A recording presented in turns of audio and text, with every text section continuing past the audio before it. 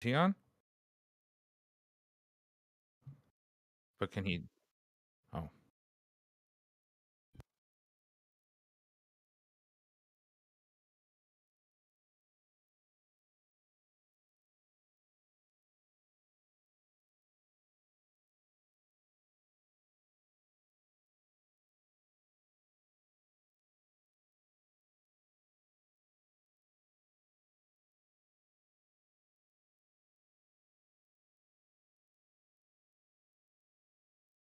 Can you hear me now?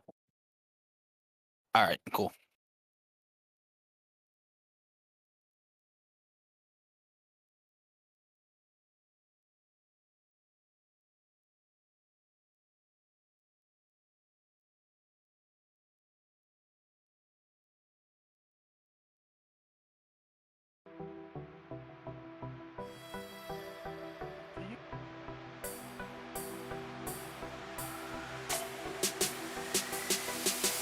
An interception.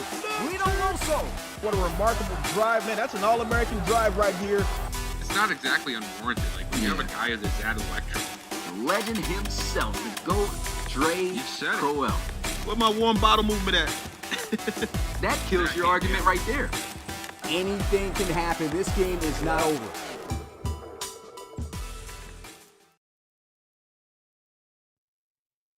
What's going on, Relocation Football League fans? We have a special guest here with us. Is usually our statistic guy, the behind the scenes man, along with Bill as always, man. Shout out to Bill, of course, always been here with us. But we got Forbes, who you heard, I'm pretty sure, in the beginning. How you doing, Forbes? Man, I'm good, man. What's up? And man, glad to have you on the podcast. We're going to be using Forbes, just going through our regular stuff as usual. But of course, we'll see what the mind of Forbes is all talking about. I didn't say what's up to Bill though. Bill, how you doing, man? I'm doing good, man. I was just wondering, since we just had that little bit of a trying to get everything in line, just want to do a quick mic check, make sure everybody can hear us properly. So if you guys can hear me good, can you let me know in the comments, please? Because I just don't want to, because something weird happened, if like the volume's all messed up or something. Oh, yeah. It should be all right though. But yeah, good to check just in case. So, All right, cool. Yep. So we can hear us all. All right, bet. So, hey, let's go ahead into it, man. It's week 15 just passed, about to head into week 16, but let's go ahead and recap these games. The first game that kicked off the week, we had a division rivalry there in the ARC South, and it was the Dreadnoughts and the Miners. The last time these guys met up, the Dreadnoughts were able to put a beating on the Miners, beat them by 17. Final score of that game was 38-17, but boy, did the Sacramento Miners get their vengeance this past week, as they were able to dominate the Dreadnoughts, and one of Copeland's worst game since being a starter here for him, in a final score of 43-24. Yeah, I was very sort of confused a little bit by the lack of running with the Dreadnoughts. It just seemed like they didn't want to try to run the ball much at all with Gilliam or anybody. And the weird thing is they were right there in the game almost the whole way through. It wasn't really until I think the fourth quarter that they, things started going the wrong way for him, and Copeland started throwing interceptions like it was nobody's business. But it's just almost 60 pass attempts for a guy who's 3 weeks into being on a team. That's 60 pass attempts is never a good thing to have, let alone a guy who's still trying to learn the ropes a little bit. And I just think there's a lot of pressure for Copeland, and he sort of buckled a little bit. He didn't have a terrible game. I'm not going to bash on him, because he did have a decent game stat wise, but 4 interceptions definitely going to turn the tide in the favors of the other team. And I think it just sort of, ran over to the point where the Miners were just bound to win at some point and get the big win. Yeah, man. I was honestly surprised at how the score went up. I thought the Miners might win this game, but this game was for the division, and the Dreadnoughts have been going through quarterbacks all season, and I knew we would catch up to them eventually. I was surprised mostly by how Chum Lee played against that how Frankie likes to call him the Area 51 secondary. He basically did what he wanted when he wanted to, and I think that's what got them the win. Yeah, Chumley was definitely huge. He was instrumental in this game, but I'm surprised nobody brought up Damani Manuel, man. This guy was killing them on the ground. The Dreadnoughts defense, that's the only area really that they've struggled in, is run defense this year. But Damani Manuel's just been a monster week in and week out for the Miners. Chumley, like you said, I was also impressed. I mean, 20 on 41, the completion percentage may not be all that great, But, I mean, 260 yards, 3 touchdowns, no interceptions against the league's best secondary statistically. And, that's very impressive. That definitely earned them the win. I was really impressed with the tight end, Jimmy Bean. This is a rookie still that came out the first ever college series from Washington. Made a lot of huge plays, 2 receiving touchdowns. You can see there from the stat line. And just to add on to your point, just like you were saying, Bill, about the run game, I was very surprised that they did not really get the run game going. 57 passes for Copeland, even though he's been balling, I think, which is way too much. I heard from the podcast that Max had in the Relocast. He was talking to Coach Frankie. Frankie said this week he figured this would probably be like an easier win. Tried to change things up, and he said that won't be doing that again after this, of course, because definitely looked like it was a different team from that change. And you know how that can get as a coach here, Bill, and Forbes. You know how that can get when you second guess yourself. You put in a game plan that's different. You haven't really even seen it all that much, especially against an RFL team. And it's either going to work or it's going to end up being like this. And ended up being like this for the Dreadnoughts. Both teams now 10-4, and if I'm not mistaken, I believe the Dreadnoughts are still over the Miners in the division. Yeah, I think so. They are. No. The Miners currently lead the division at the moment because of this win. Because of this win? Because of this win, the Miners are leading the division. All right, so I don't have the thing up with me. And Daddy Leagues was looking really weird earlier when I was looking at Daddy that, Leagues so. is all sorts of weird when it comes to the standings. Yeah, so because of this, the Miners are 4-2 in the division. The Dreadnoughts are 3-3. Okay, that makes sense. Yeah. There So it the is. Miners leaders of the ARC South right now because of this big one. Great win there for Coach Dunn. Definitely looking like 2 solid playoff teams in the future. But of course, 2 more weeks left. We don't know what's going to happen. We'll have to find out. Moving on to the next game following this one, Barons versus Monarchs. This was a great matchup. It's crazy saying this a year later, but it's getting old now. The Monarchs are a solid team. They put up a good fight against the Barons, but the Barons were able to persevere. Kenny Steele, absolute monster out there. They get it done. Final score 31-28. Yeah, I was crazy game to begin with. Just after watching it, you would have thought that the Barons were just going to march away with this one by the fourth quarter, but the Monarchs and Preston Schrader, they were not going to go down easy, man. They battled all the way back and almost had it. And I feel like in the fourth quarter, both of these teams had some Madden things happen to each of their squads, because I did not expect the outcome that we ended up with after the first half. The Monarchs, man, they battled all the way back only to find Damari Sparks in the end zone for that interception. I think he's probably the favorite player over in Brooklyn for at least the next week. After that one, it seemed like for a minute that London was going to steal that one. You just felt it in the air with Rob calling the game. They were just driving down the field. Kevin Martin was having himself a day, and we all thought they were going to score. At least that's what I think. And, Damari Sparks comes flying out of the back of the end zone. I'm still not sure if that's illegal or not. I think it is, but it just seems really weird, and just snipes it out of the air from Schrader for a great game sealer. But a heck of a game, and really this could be, like I said, with a couple other matchups, a potential playoff preview of what we're seeing with these two teams, because it feels like both of these guys are going to be there. So a little sneak peek to what we can witness in the NRC in a few weeks. And just to add to your point, I believe that it only applies to offensive players. So that's what I thought too. Yeah. So that interception was a legal play. I just never seen that before. It was really weird. Usually corners aren't just ignoring receivers. But no, I think this says a lot for what Coach Cam has done with the Monarchs. Because I wasn't here last year, but didn't they only win 1 game, and that was week 17? Yep, against the Lancers. Now the team is down almost 20 points at halftime, but yet comes back to only lose by 3. Yeah. I'm not sure the coach last year could do this with the team, and he showed that he couldn't do this. So I think this really shows how a change of scenery in the coaching office can really make a difference on the team.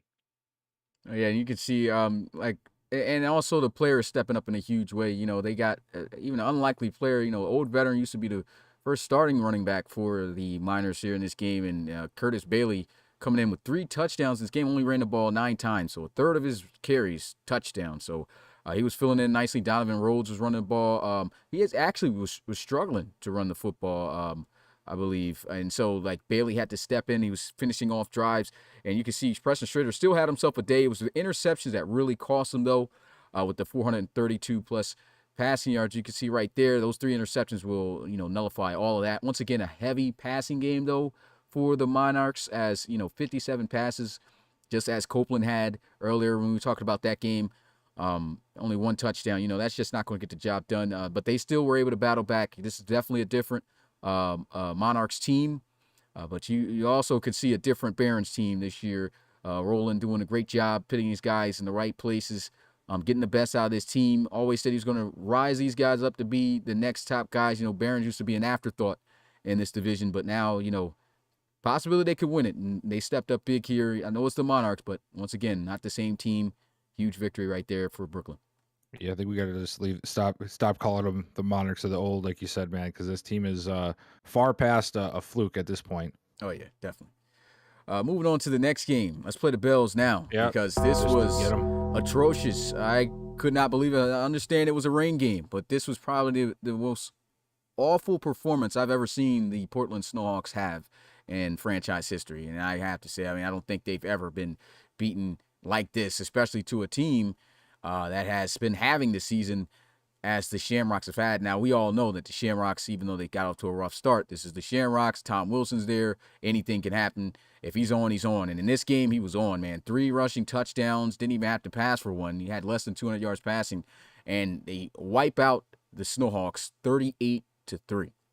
Yeah, I don't even really know what to say with this game. Like the Shamrocks, like you as a coach, these games are going to happen. You're going to have a game where you just get your butt whooped. There's no way around it. It's going to happen regardless of who you play or who you coach and who you're playing. But I didn't see this coming with the Shamrocks. This isn't a trap game. A trap game is you lose by a touchdown against a team that you thought you were going to win. This was you got your butt whooped against a team you thought was not even going to show up on the field. And man, this is a tough one to swallow for Portland. And but at the same time, Tom Wilson is not a pushover. Yes, they have been underperforming all year. They've been underperforming on and off since I got into this league a few years ago. But every once in a while, you sort of see this just amazing player shine through, even if it's just for one game in an entire season. And, this is what he is capable of doing. It just, we never see it more than, 1, 2, maybe 3 games a year. And it just so happened that, the Snowhawks were on the receiving end of it this week, because, man, he just went off. And like you said, he didn't even throw the ball much, but him and his legs, man, he can run. Him and Gadsden tore it up on the ground today, or in this game, and yeah, the Snowhawks just had no answer. I don't know if they overlooked the whole situation. I don't know if they just wrote this game off as a W and already was thinking about Week 16, but this turned out very, very bad for Portland, and I really don't know what to say about it, because this is definitely not something that Coach Mitchie is gonna forget anytime soon. Yeah, man, I don't really know what was worse between their offense only scoring 3 points or their defense allowing 38. They couldn't score, and they couldn't stop the Shamrocks from scoring. You can see it here. Tom Wilson ran in as many touchdowns as Gidley threw interceptions in this game. A 99 quarterback shouldn't be doing that. So Mitchie really needs to go into his team and figure out what he needs to do to get his players to play the way they should be. Because this was unexcusable, especially for losing to the Gunners the week before. They've now lost 2 in a row, falling to 9-5. And I think there's 7 teams. All 7 teams above them have at least 10 wins at this point. So they're going to have to do something if they want to make the postseason. A lot of bells I had to play after those statements you made, man, but it had to be done. It was probably going to be the game with the most bells in it, because definitely was a shocker. At least we wanted some competition out of this, and we expected just to get a little bit of competition from the Shamrocks. We got more than that, and none from the Snowhawks. This was just an awful game in terms of just execution. Everything worked out for the Shamrocks, and when we talk about the Shamrocks, one of the biggest issues for the Shamrocks have always been their defense. I don't think their offense has really always been a problem, though.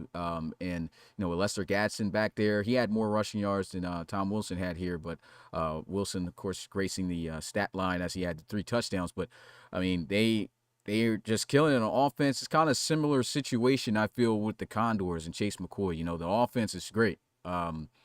the defense needs some help. But the defense, you can see when they have one and they step up as they did, forcing all these turnovers, that it makes a huge difference. You had veteran Craig Chapman getting 2 interceptions there on Joseph Gilly. That's a tough, and people tend to forget that was one of the highest rated cornerback in the league for years until some other guys, stepped up and started becoming, better overall wise. But I mean, this defense, if they can play like that, of course the season's over for them here. They're not going to be able to make the postseason, but if they can get some pieces around Tom Wilson, this Shamrocks team, we already know, like, they can perform like this, I believe, on a regular basis. And you just got that finally for this team where everything clicked. And the Snowhawks, I believe, just came in this game, took them lightly, and they just got wiped out. So another bell for that. I was going to add some bells, man. I was going to add bells, but I just felt like that score and having to watch this game was the biggest bell of them all. Yeah. So I didn't add any, but it seems like you added quite a few. So I think we got that message across. Oh yeah, I played the bell even while you was talking about that because that was awful. Just trying to be honest. Yeah, that's what this what you got to do podcast is about, man. Yeah, people don't like it, but hey, it's the truth. All right, moving on to the next game, division rivalry game here in one of the toughest divisions in the RFL, in the ARC North, is the Huskies versus the Bulls. The Bulls had a better record coming to this one, but the Huskies, it was a battle, though. Got to give it to them. Both sides fought as best they could, and the Huskies were just barely able to pull out with the victory as they get it done 20-17. This one, I expected this kind of outcome with this game. Like you said, it's a division game. I'm pretty sure every team in the North is all trying to get in the playoffs, which usually doesn't happen. But everybody there has such a good team at this point that even the lowest of teams can hang with almost anybody else in the conference. And the Huskies did a really good thing. They sort of stopped DJ from getting going too much. He had 54 yards, but it took 15 carries, and his average wasn't there. He just couldn't get moving. Like, what happens when he can get moving, and I don't think that this game would have went this way had they not been ready for it.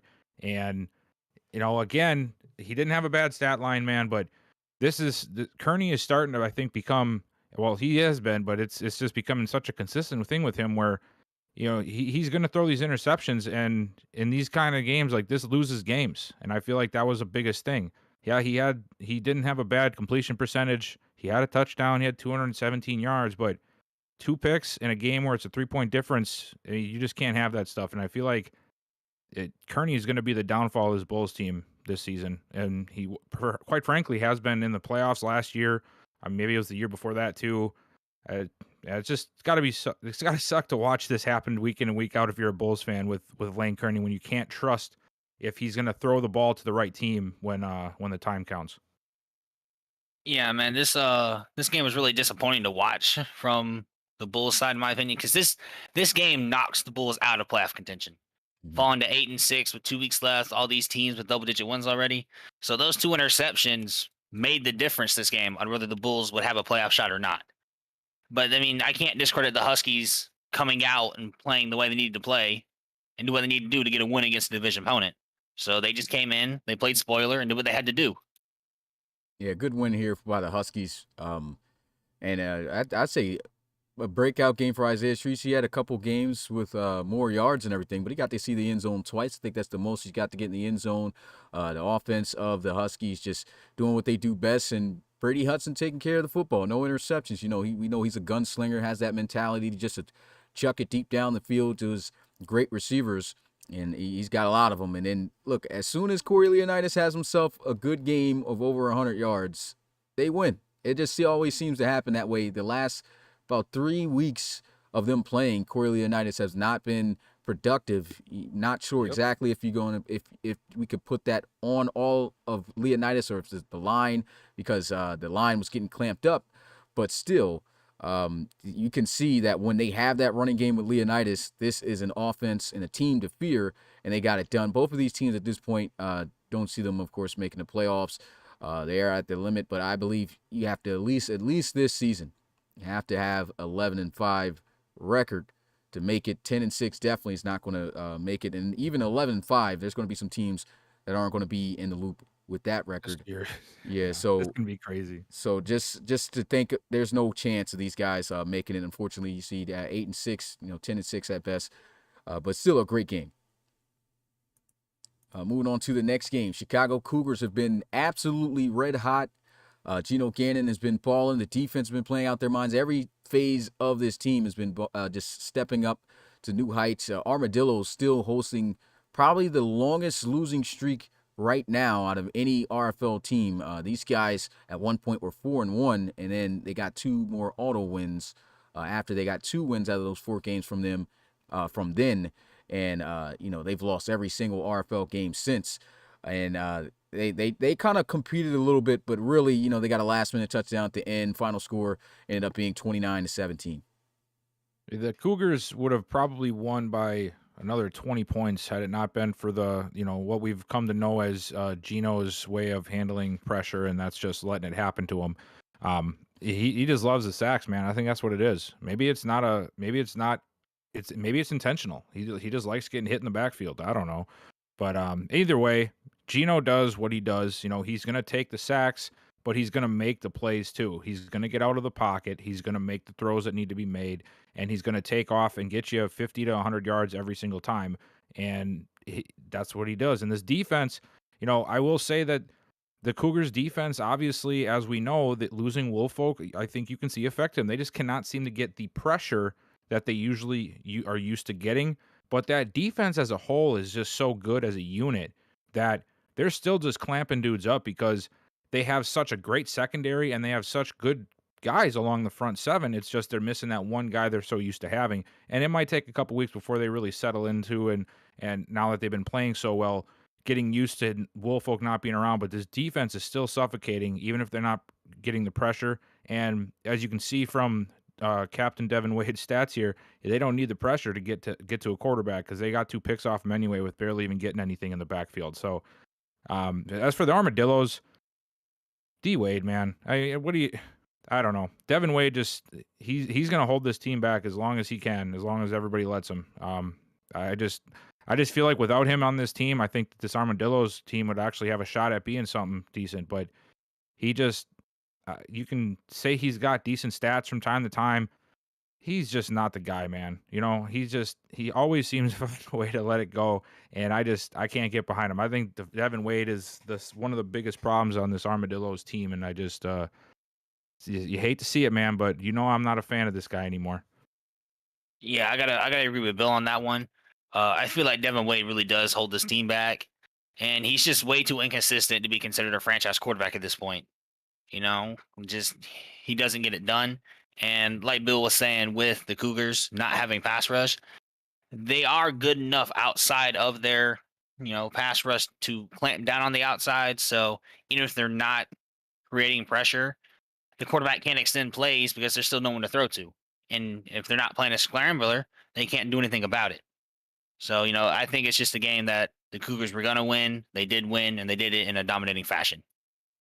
Yeah, it's been definitely a rough season for the Armadillos, but again, this is how I always look at things, and I look at every scenario, just try to break down teams, and I don't feel Devin Wade is really the future franchise, like a solidified franchise guy for this organization. Definitely don't feel that, but I feel like he's falling under the same exact problem this year in this Madden with the playbook situation of too many passes.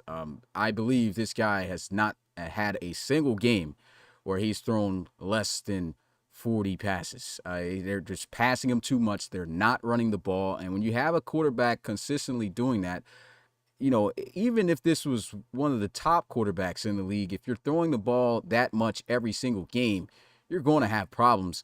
And we see the teams that do it often, just like Wade, the Pioneers with McAfton, even though he's thrown multiple interceptions. Those teams that pass a heck of a lot more, that's unbalanced, they've really struggled this year.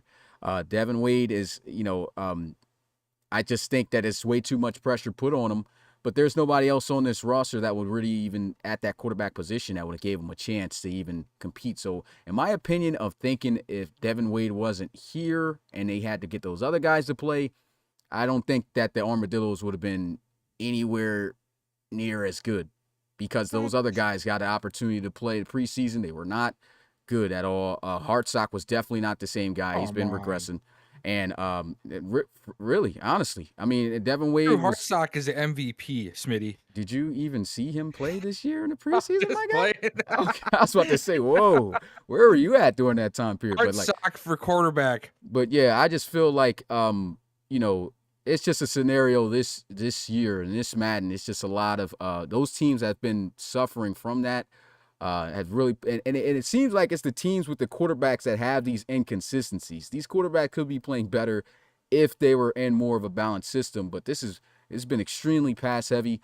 And when you're playing up against this Cougars defense, you know, you don't really need that much of a pass rush if you're passing the ball all the time, as great as the secondary and defenses they have. Of course, they're going to make plays, and they were able to get there to Wade interception-wise, maybe not with the pressure, but, you know, they were able to just sit back, play coverage, make the plays, and win the game. And Geno Gannon did his thing. So a great win for the Cougars.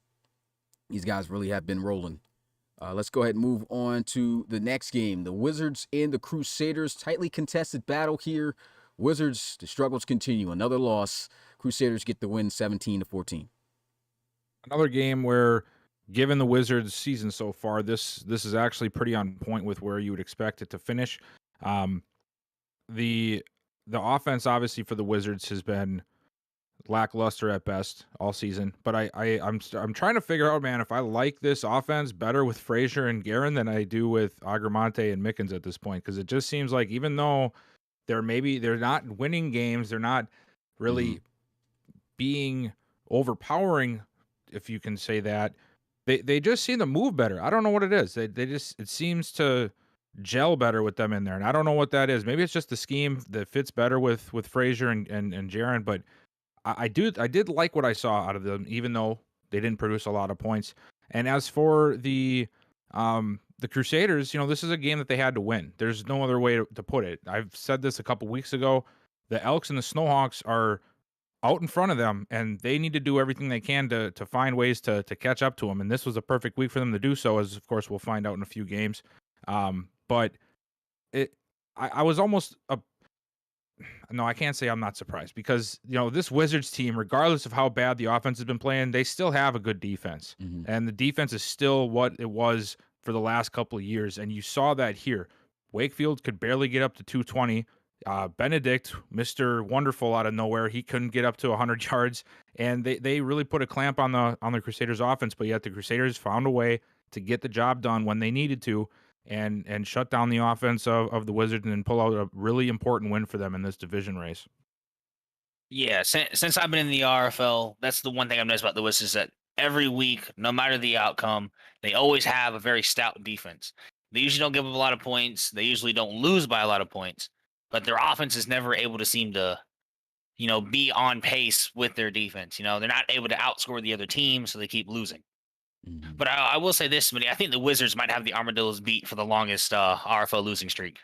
I thought they got the reason why I think they had a win though, like while they had a win like week 6 or something like that when they had their first win, but that was when the Armadillos was on their streak. So I think they probably lost more games, but like the streak, and you can check that on DL if it's accurate, but it should be accurate. But I'm pretty sure Armadillos is up there, because I think the Wizards were just able to get their only win during that streak as it started. So that's why I said that. But in terms of this game, I agree with you. You guys talking about well, more so with Bill, what he was saying about, you know, the quarterback and the running back situation. Cornell Mickens is a fantastic running back for the Wizards, but you know, he just don't fit this system. And they tried to use him, and it just hasn't been working. Adam Guerin has been giving his team the best opportunity to get yards and move the ball down the field on the ground. The offensive line apparently has been blocking better for him in those situations. And Travis Frazier Jr., I think, has played better than Agramonte since being in. No interceptions. He's managing the football well, moving the team down the field, doing what he has to do. Just unable to get the win. You know, that's been, of course, very frustrating for those Wizards fans out there, those Wizards players, and, of course, Coach Rummel. But, you know, of course, he's just already looking for the future. This guy was looking to trade the house back in, like, week 6 or 7. So he's already fed up with this season.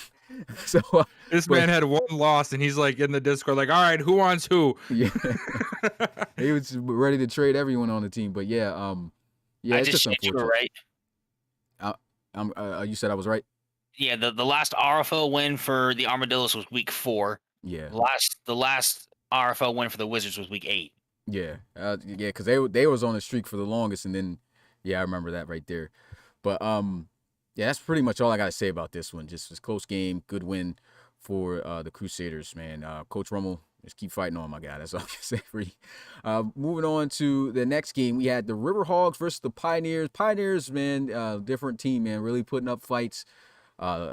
Didn't win a single game last year, 7-7 even after this loss, but they were close. But we got ourselves a really good game out of Hunter Mackey here in this one. His touchdown to interception ratio hasn't been that great, and it's mainly because of Dre Shivers taking those in the red zone. But, you know, he did a great job just moving ball down the field, had some big throws in that game despite the low throw power in which he's had, and he was able to escape out of Salt Lake City with the win by 8 with a final score of 29-21. It was actually was in my notes here. I got that this Riverhawks offense played really well in this game, and the reason I think they played so well is because we know how good this Pioneers defense is. They are able to shut teams down, and we all know what's been holding this team back, and it's Mr. McCafton. Lacking McCafton, and somehow he got himself a touchdown this week. I don't know. It was on the first drive. Yeah, he got it. He got himself in the end zone. I don't know how he did it, but hey, good job, McCafton.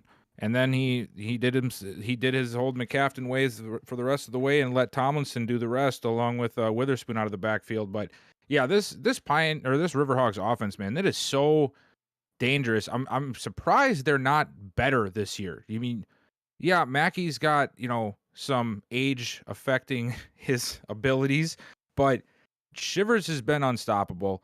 I don't know if there's a better receiving core in the league. Is there? I mean, they got like 3 guys at a 90 overall. Yeah, in terms of overall wise, you would I'm just surprised that this team hasn't been better. You know, and you know the Riverhawks are a team that, you know, a couple of games goes another way, and you know they might be right there with everybody else, but they've had an up and down year just like a few other teams here, and you know you can say maybe that's because Mackey isn't the same guy he was a year or two ago, but it's not because of Dre Shivers, because that guy's been just playing lights out no matter who's he's running the ball against, and that says something with this Pioneers defense. But yeah, I mean it's another thing unfortunate, like I was saying earlier, for the Pioneers too. Like a quarterback away from, you know, potentially being a really serious team in this conference, because that defense is really good, and they have some decent receivers, you know, especially the young Pharaoh Reigns. They have some great running backs right now. Man, if McCafton just was like a couple iotas better at his position, I mean, they might be fighting for a spot themselves in the postseason. Yeah, man. The thing with the Pioneers, man, I think they need to run the ball more. You see what their young running back can do. You see what their O-line's able to do, and you see what their defense is able to do. If you know that their quarterback is struggling, I don't get why they keep trying to make him pass the ball 40 times a game and only give the guy who got 100 yards on 18 carries the ball.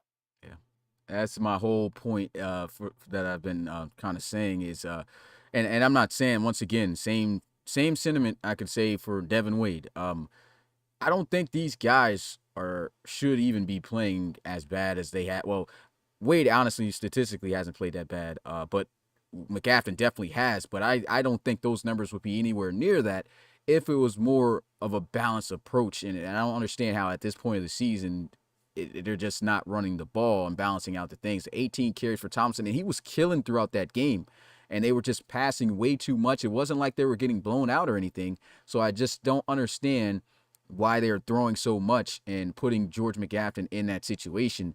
And that's what's been costing these guys, man. As much as we could say McCafton has been absolutely terrible, I think the huge culprit to this reason has been the play calling of just passing way too much. It just should not have been the case. These guys are 7-7 now. If they were more of a balanced approach throughout the season, man, I could see this team rivaling with the Voyagers, because this was a big win for the Riverhawks if the Voyagers didn't win this week, you know, and they gave themselves a chance, but unfortunately, Voyagers, of course, able to get that win this past week, which we'll get to that game, and but still a good win. Hunter Mackey and the Riverhawks still fighting on, just looking to end the season on a good note.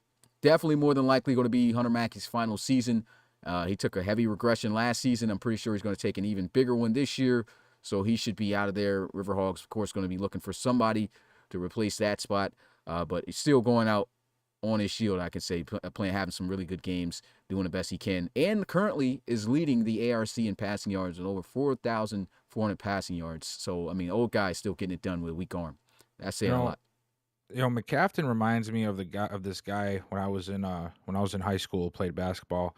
He got on the team because he knew his daddy knew somebody.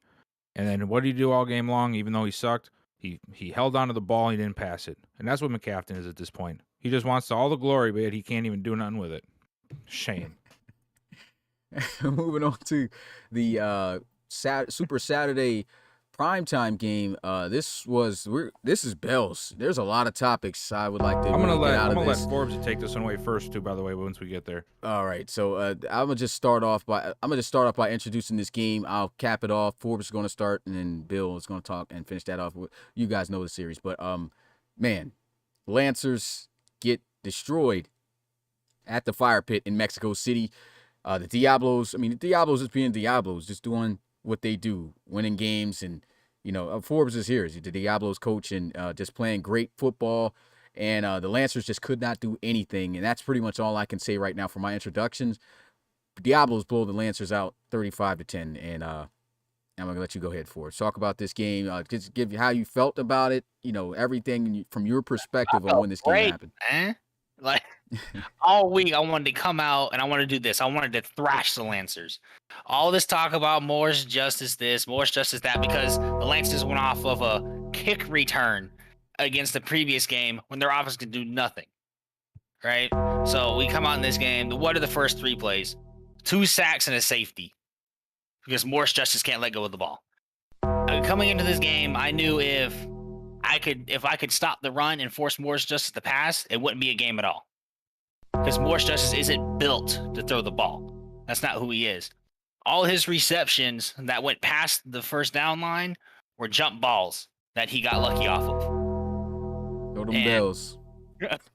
Keep throwing them bells out. And he's out there talking about his number 1 rush defense. Look at my boy Axel down there, almost 200 yards in a touchdown.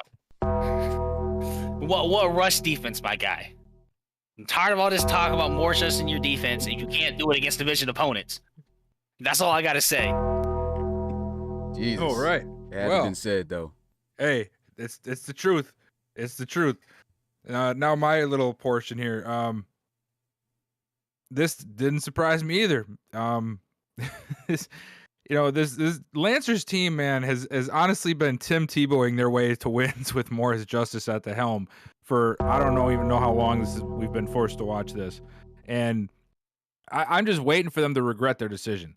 At some point, somebody's got to be like, I think we have better options. I think we might have a better option at quarterback somewhere on this team. We should really start looking. But we're just keep seeing Morris Justice over and over again. I've been saying for weeks, this is gonna happen. This guy cannot play the quarterback position right now. Maybe in 3 years he can. Maybe. But it's not happening. And you need a guy that can throw the ball. And it's unfortunate for anybody who plays on the Lancers or who is a fan of the Lancers that is watching this team that at one point was ready to, battle for like a number 1 seed in this conference, just throwing the playoffs away because they want to decide to play, I don't know what you want to call it, check instead of chess, checkers instead of chess with the quarterback position. Justice needs to go back to the bench. We need to see Mason. We need to even Tilsky at this point. One of these 2 guys is going to be a better fit at it as quarterback than Justice is at this point. It was funny while it lasted. It was funny the first week. Ha ha. Oh man, look at this guy play.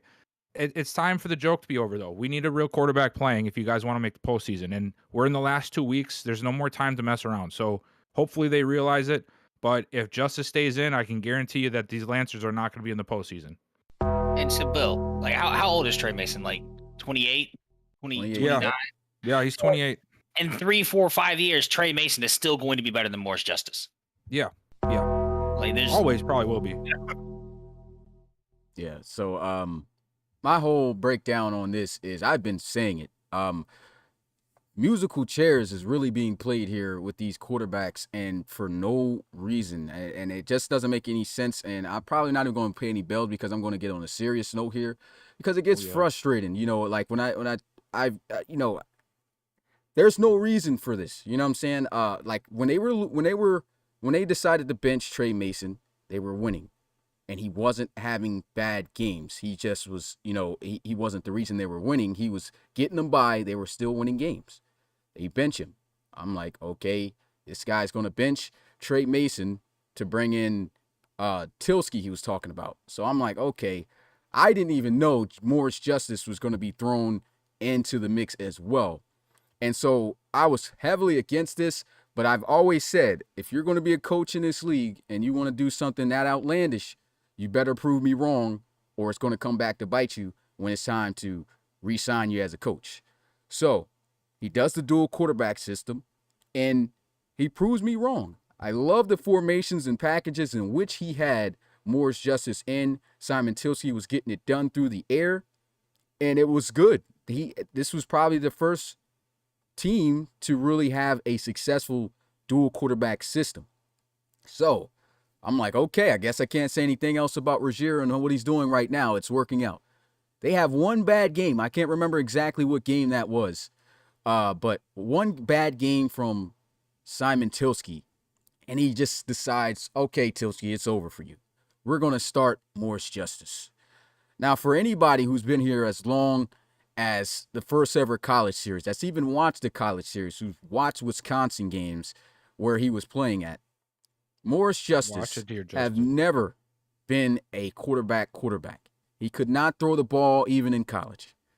He comes in, of course, the ratings are going to reflect that. He's a 64 overall coming in. Right now, he's a 67 because of course, he's been getting forced here to play. But he not one game, just like Forbes said, has this guy even had impressive throws. His completions or big plays have all been jump balls, and it's been two of them by two receivers that can go up and get the ball, which is Kenny Bills and John Johnson. These guys can jump over any defensive back in the league and catch it. All you got to do is just throw it up there. They'll make the play. Other than that, he has not thrown a ball further in the air past 13 yards. And then it was, what was it, Forbes, 27 yards or 26 yards? Before this game, his longest completion was 26 yards. And his longest completion was 26 yards. This guy hasn't even proved that he is capable of playing at this level here in the RFL. We knew that even when he got drafted. We know he has the ability to extend plays and make plays with his legs, but that's not going to be enough to get it done in the RFL. How many dual threat quarterbacks have we seen struggling? And the ones that are successful, who are still going to struggle because, you know, this year it's just been a rough one for those dual quarterbacks in Madden. The ones that are struggling can throw the football. Morris Justice cannot throw the football. Immediately, he's panicking and running around. The biggest issue I have with this is, why is this being done when your team has been successful? Your team has been successful. Keep going with it until you can see that, okay, this might be costing me with Trey Mason. You didn't give Trey Mason a chance. You didn't keep the dual threat quarterback system, which was working other than one game, a chance. You decide to go with a 66 at the time overall quarterback. And that's what's frustrating to me, because and it's kind of like blind faith also to me, where it seems like he's trying to prove a point or be wrong, prove someone wrong. You know what I'm saying? I don't know how in games he feels that Morris Justice is the reason for success. The one game that they played, they were bailed out from the jump ball by John Johnson and the kick return for the touchdown. Morris Justice did nothing in that game. He talks about completion percentages with Morris Justice. Morris Justice has only had high completion percentages because he only throws flat routes. He does not throw anything that's deep, anything more diverse, none of that. And anything he does with his legs, or even the smallest play that goes for a decent gain based off the receiver, he's excited about. And I feel like this is a detriment to this team to be playing a player like this at this point in the season. That was I'm going to bell him, because the bell comes from playing Morris Justice in this game. This is a division game At this point in the season, that is very important. You're in a 3-way tie against the top teams in this not only in that division, but just in this league, set to go into postseason with the Desperados and the Diablos. The Diablos are one of those guys. They have one of the best defensive teams in terms of pass rush in the league. And you decide to play a dual threat quarterback, I'll say a single threat quarterback, because he can't pass. You play a single threat quarterback that can only run against that style of defense and wonder why you get blown out 35-10. All I'm going to say to this, I've had word that he is still going to be rolling with Morris Justice, but I have said this. You better prove me wrong, or it's going to come back to bite you. Because he's planning on playing this guy next week. If they miss the playoffs, it has to be said here, Regier, you better hope it works, or that's going to be it, man. Because this you had it. You had it. You know what I'm saying? Like, you had it. We've been telling you since the beginning. If you do not make this work at this point, it's over. And that's all I have to say. You know, we got to be real in this podcast. And I got to keep it real. That's how it is. This is not how you do with a team that should be in the postseason. And even if you did lose with, another quarterback, I felt like that would have gave your team a chance. At least to probably win. Even if you lost that game, I think we know who the better option is. We know who the better, option is in this situation. But if Morris Justice can't get you there, and you're going to bank on Morris Justice to get you there and pretty much forfeit the postseason when you had it right there, that's just a huge detriment. And there's been questionable things, even when the grab in free agency, getting Rashawn Gary. There's been a lot going on. So this is the last straw, I'd have to say, for me. Prove me wrong once again. If you can prove me wrong 3 times this season, then you got it, my man. But if you don't make the postseason and you're rolling with Morris Justice, jeez, I'm putting it out there. Everyone knows. I have the ammo. Everyone can understand why that would happen. So I just have to say that. I just had to really say that, get that off, because, to me, I see the potential of this team, and it's a huge detriment. No coach should be playing with that. You know what I'm saying? Like, you had the postseason. You really had the postseason in your hands. Yeah. You still do, but then you're still deciding after this performance that Morris Justice is a guy, that he's great. We'll see next week, this upcoming week against the Bears. And let's not forget that during this whole little Morris Justice streak, we also had a game where he left after the first quarter where he was looking horrible, and Trey Mason came in and saved the day for him. That too, man. It's a lot. So. Did you really just call this dude a single threat? Yeah, single threat. He can't throw. He couldn't do it in college. He couldn't do it in college. He definitely would. I've never done it in the RFL. I mean, literally, jump balls has been the only answer. And it's obvious. You can look at the games and understand that Morris Justice is not doing anything for this team to move him down the field. I agree. That was good. That was a good one. I'm gonna have to write that one down. Yeah, no justice, no peace here in this situation. And let's get a bell for Mr. Justice as well for tarnishing the great school of Wisconsin. How about that? I played the bell because I didn't know that Wisconsin was coming. That's why I waited to say what it was for. Yeah. All right, let's move on to the next game. All that needed to be said about that was said. Huge win again here for the Black Knights. They played the Celtic Tigers. Last time they beat them in a nail-biter, and it was the exact same situation. Another nail-biter, and Drake Crowell, last play, it was 7 seconds, right there in the red zone. No receiver open, throws the ball away. Black Knights sweep the Celtic Tigers in another close one by a possession that came down to the wire. Final score, 17-12. This Black Knights team, man, this defense has been playing really, really good. And you might not see it looking at the stats, because I know Worsley had over 100, and Ayani had 100. Crowell had over 300, but he didn't have a touchdown. But, man, they've been flying to the ball and making plays all season. And I'm really liking what Coach Carter's got going on there with this team. Now, they have a lot of veterans, and I myself said earlier this year that I just assumed that this was close to a rebuild, close to blowing it up and restarting. But, man, they might have one last little Cinderella season in them to really push something. And they put a statement down this week with the sweeping of the Celtic Tigers. That's not an easy feat to do. I don't even care if it's a division opponent or not. We all know how good Dublin is in the regular season. And for the Black Knights to do it once, not just once, but twice, that's that says something for this team. So I think they are, man, a lot better than I expected them to be, and I'm giving them a lot of credit after this performance, even though there was a low scoring game for them as well. Yeah, man. While I think it was a great win by the Black Knights, I want to see more out of their offense. 17 rushes for 35 yards isn't going to win you a game in the playoffs. And I also think the Celtic Tigers are having the same effect that you see from the Pioneers and Armadillos, to where they're not running the ball enough, at least not soon enough. Yeah.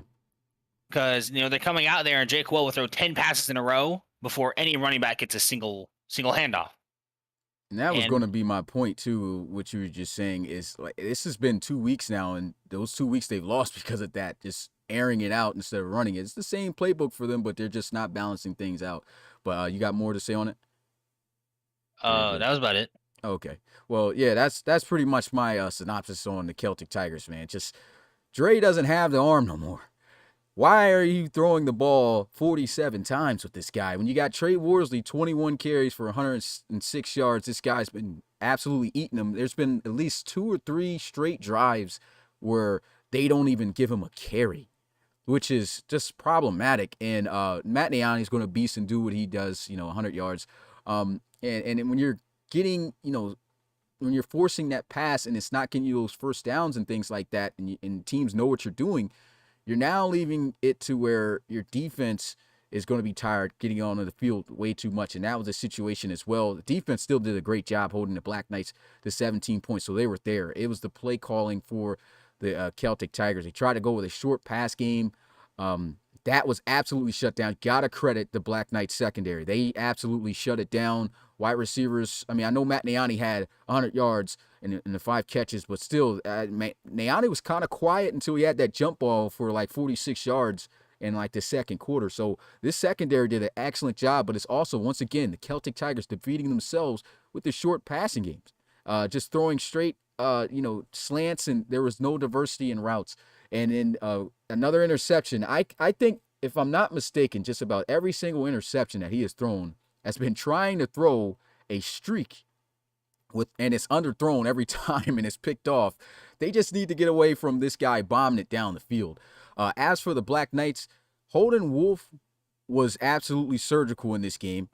He picked apart the defense. 30 for 40 against his Celtic Tigers. The Celtic Tigers defense, they do struggle against the pass quite a bit, and that's been a bit consistent throughout their franchise history, which is the reason why the last 2 drafts they've really went to cornerback, and those guys are developing.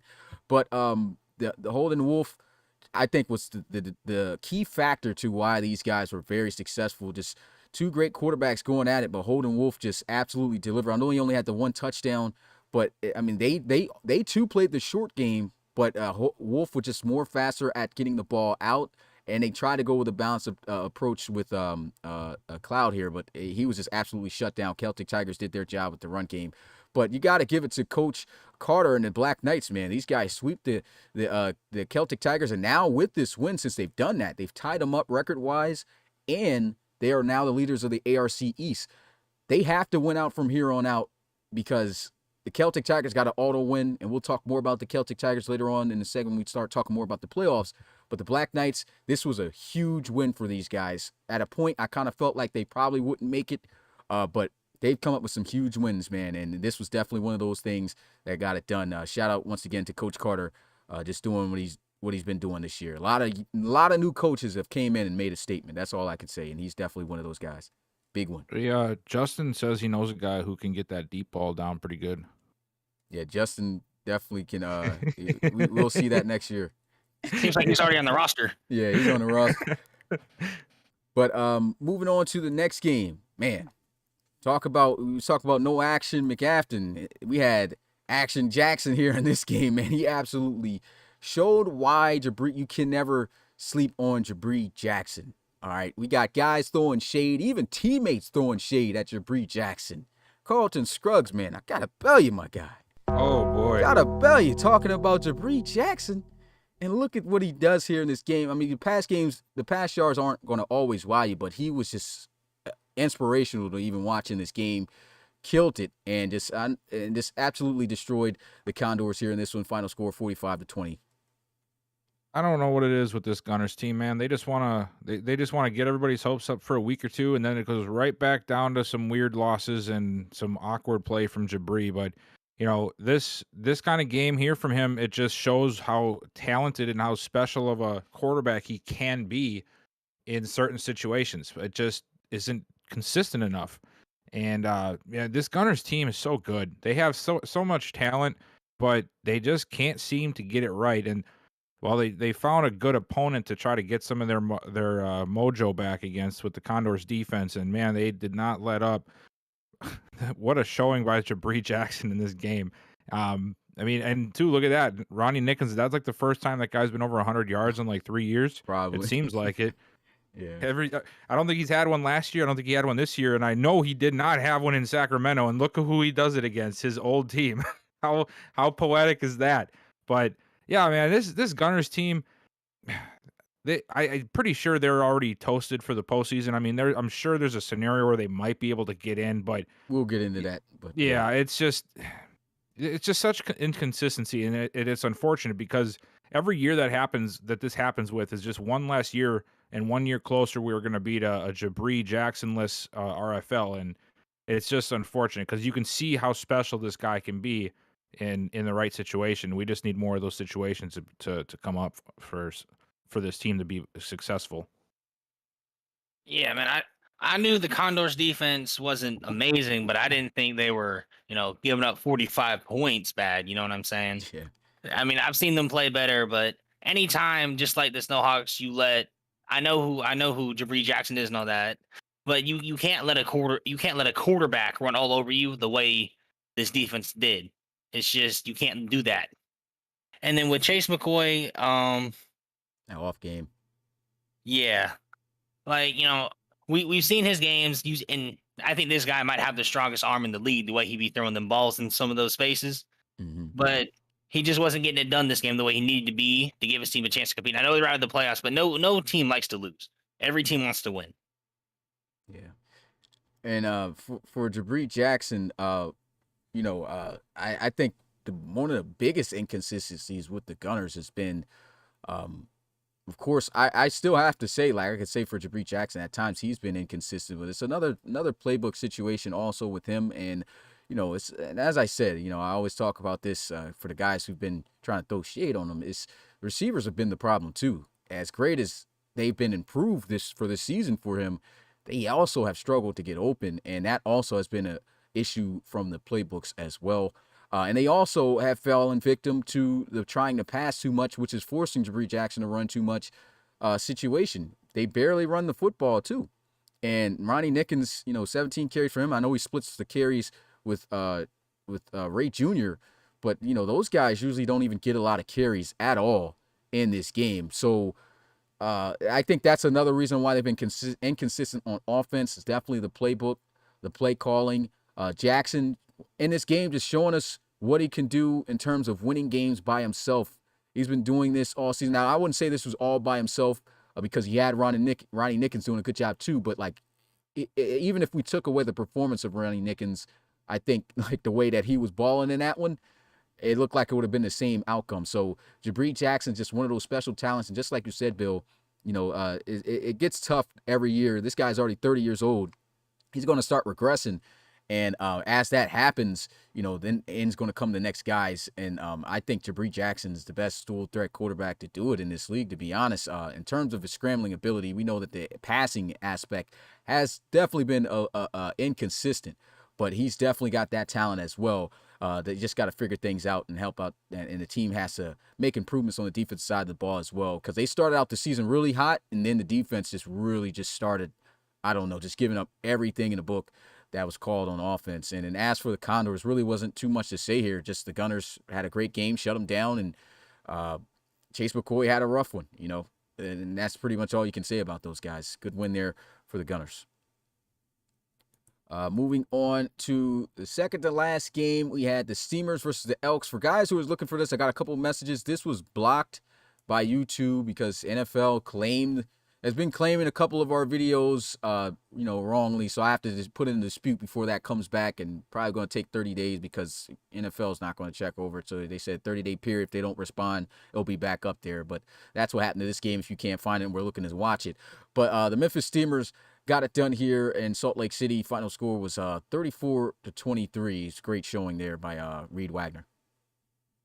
Yeah, I thought this was a game that I thought the Steamers were going to win this one. I was a good game though overall by both teams. I thought Steamers obviously had a much more better defensive game I thought than the Elks did. I really liked what they were able to do against Darius Martin.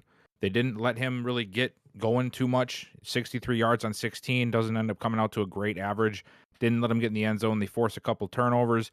The biggest thing they had going against them was DeAndre Mail, who just seemed to be able to catch everything he wanted to in this game. But overall, a good game for the Steamers. They've been sitting atop this conference now. I mean, since what, week 4 or 5, they've been right up top there. And the only time they lost it was when they lost to the Monarchs, and they got that back after this. They've week. Just been really playing awesome this year, and I don't know, man. I think this team is the real deal. They're going to keep moving forward, so I expect wins like this out of them on the regular basis. So great win for Memphis, and the Elks.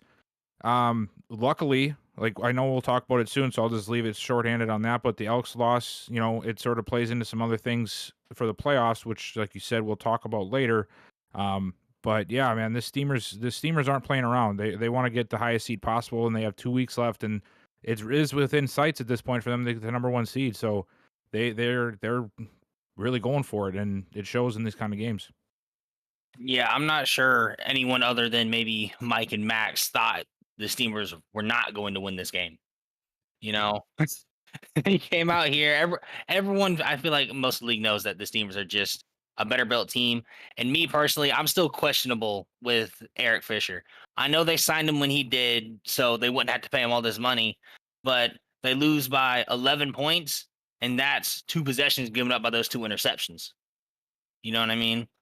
And going against this defense that stalemated your run game, you need to have that guy at the quarterback position who can win the game by himself. And that's not Eric Fisher. Eric Fisher's going to keep you in games. I'm not sure he's ever going to win you the game. Yeah, he's just an inconsistent guy that, at times. And it's crazy because I think back to his rookie season. He won Offensive Rookie of the Year back in season 3, and he was great. Ever since that season, just has not been the same. You saw a flash of it when they signed him his first couple of games, but we kind of had a feeling he was going to tone back down. That's definitely what's happened. I think he played okay enough in this game, but just like you said, those 2 interceptions were very crucial.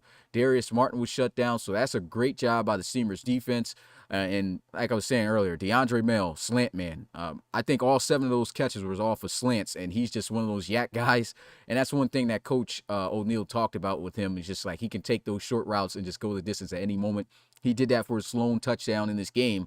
But other than him, there really was nothing else going for this offense. Good stat line for Eric Fisher, throwing over 300 yards and a couple of touchdowns that he did.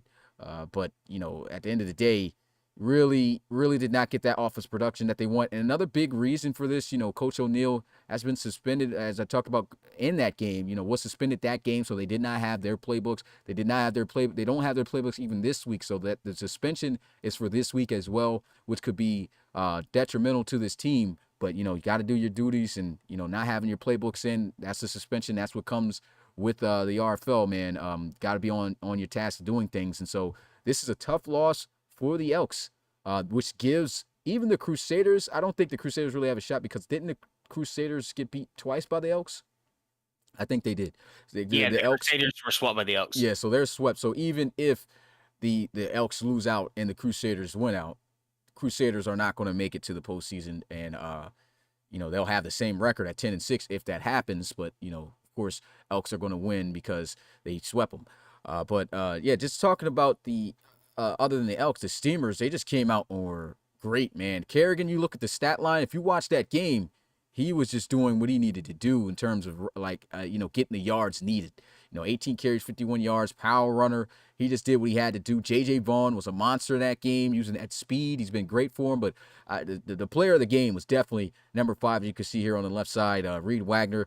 2 touchdowns, no interceptions, 32 of 43, 346 passing yards. This is usually every day for this guy, every week for this guy. Sometimes you see the interceptions, and I saw Justin talking about I forgot who it was we were talking about earlier today, saying that then that's the guy you're going to say was better than, I think it was Lane Kearney. Yeah, Lane Kearney was talking about his interceptions being inconsistent. Yeah, Lane Kearney kind of is taking the role right now this season, especially over the past couple of seasons. But this was a perfect game from Reed Wagner. When you got Reed Wagner playing like this Steelers offense is impossible to stop. And if their defense is on point like they were in this game, this team can compete with anybody. And I think everyone knows that. I do feel like they're a little bit slept on, but this is definitely a growing powerhouse team in the RFL. A lot of young guys, and Reed Wagner is looking to lead these guys to the promised land. These guys definitely on pace to go to the postseason. Can't wait to see what they do there. Pretty sure they're going to make it there. Just an all-around great performance. Moving on to the final game of the week. This was huge for the Voyagers because if they lost this, they would have been sitting at 8-6 with the same record as the Red Dragons and the Riverhawks. The Riverhawks got their win over the Pioneers this past week in the game that we talked about, and so the Riverhawks were hoping that the Voyagers would drop one to the Bisons. Bison season was over. They were looking to try to play spoiler, and they're the ones that got spoiled because it was a blowout for sure. Voyagers got the win, huge margin here, 44-19 at home. Yeah, we've been waiting to see this Voyagers team for a while now, man. This was the Voyagers team we were seeing in the beginning part of the season, and they tapered off a little bit, had some up and downs, and now I guess they're trying to get their mojo back ahead of the postseason because man, they brought it to the Bisons in this one, and I got to get me a bell for the Bisons. I saw these guys over here dabbing it up in the fourth quarter when y'all are down by like 20-something points. I don't know what that was about. Yeah. I don't know who told you. What are you celebrating? You're going to get them before summer flight prices because you're not going to the postseason for your vacation? What are you celebrating over there, guys? That was just really weird. I don't like it. But anyway, Voyagers had a excellent game, and man, this is the team I expected to see. Hay was on point. Ward didn't have the most rushing yards, but they don't always need that from him when they have Hay because he can do things very well for that offense, even though he's a veteran and maybe not talked about as much as some of the other veteran quarterbacks. But yeah, this Voyagers team is dangerous, and they show why they should still be considered as such. Yeah, man. The Bisons are another team that suffer from this coachless team that doesn't have the playbook, so they try to throw 50 times a game instead of balance out the offense. So Hobert struggles from that too. And then for the Voyagers, before the Bisons, they had started 5-0 and then lost 5 of their last 6 RFL games before this Bisons win.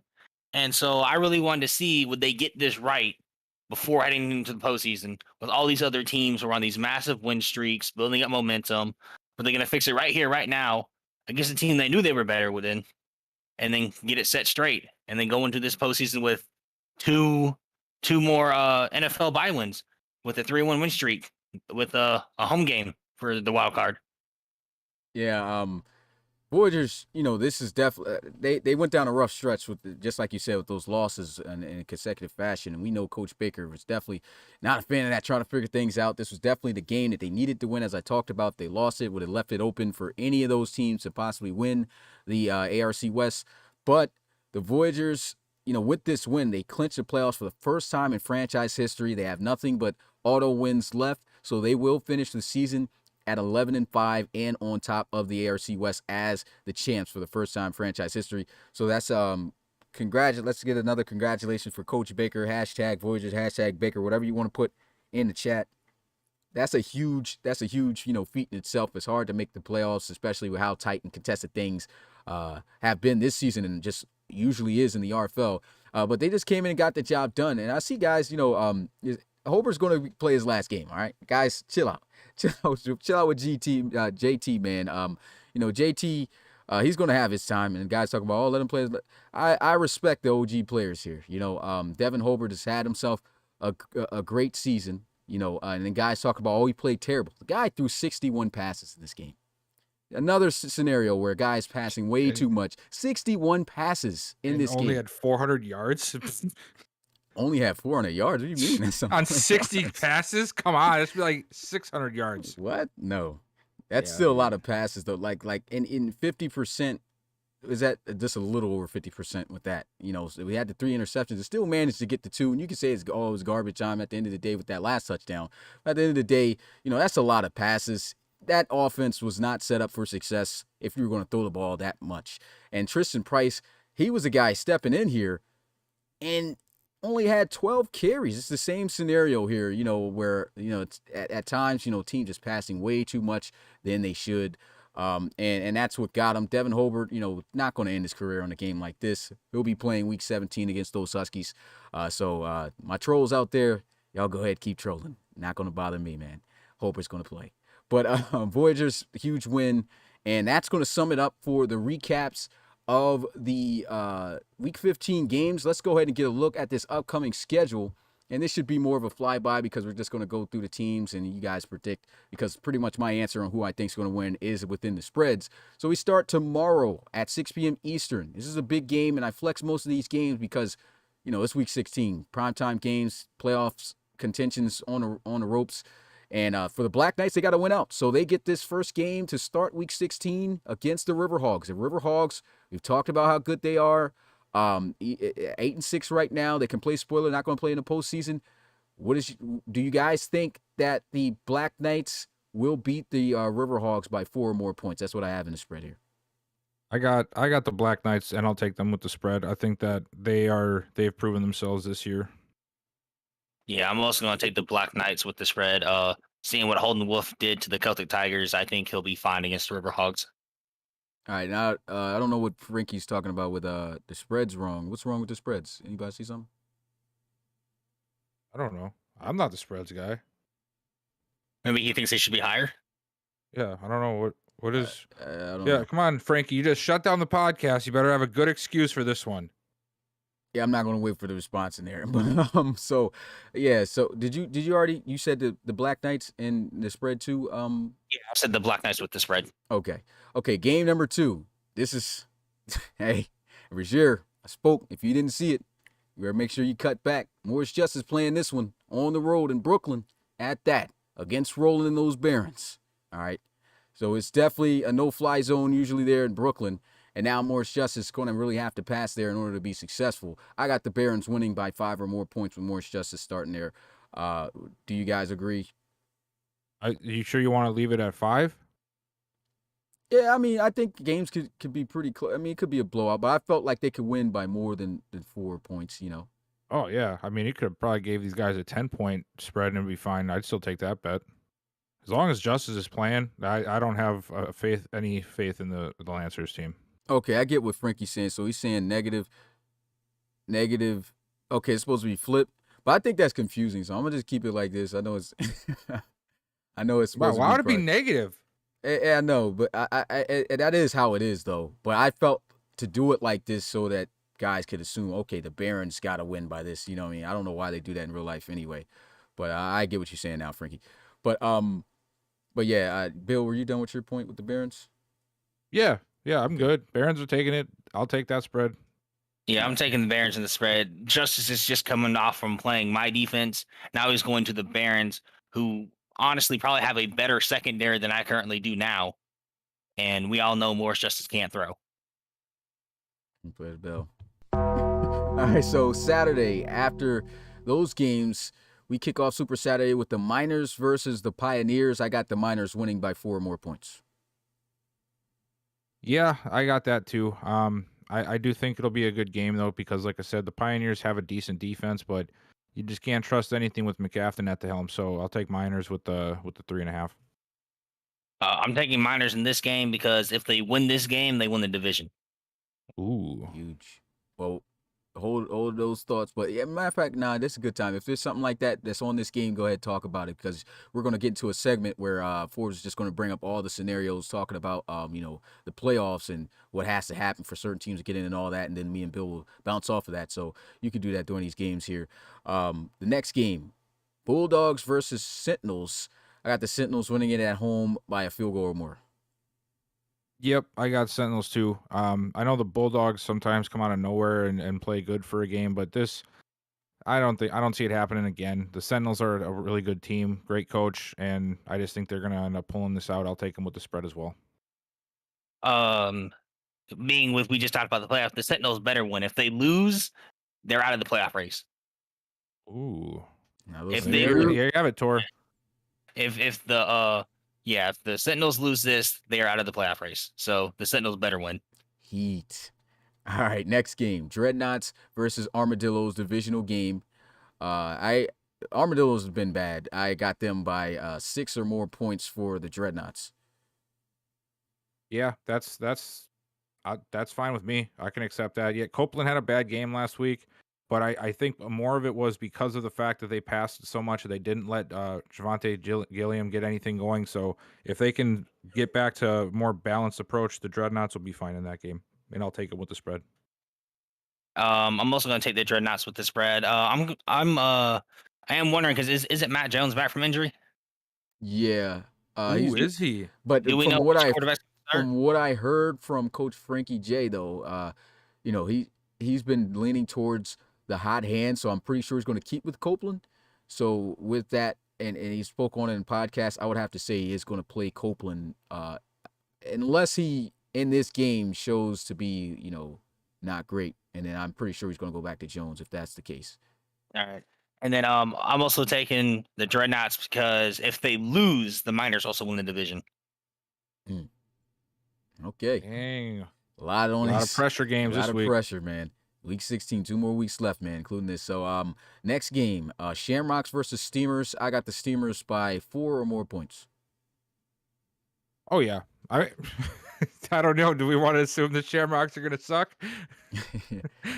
I don't know, but I think the Steamers will take that one.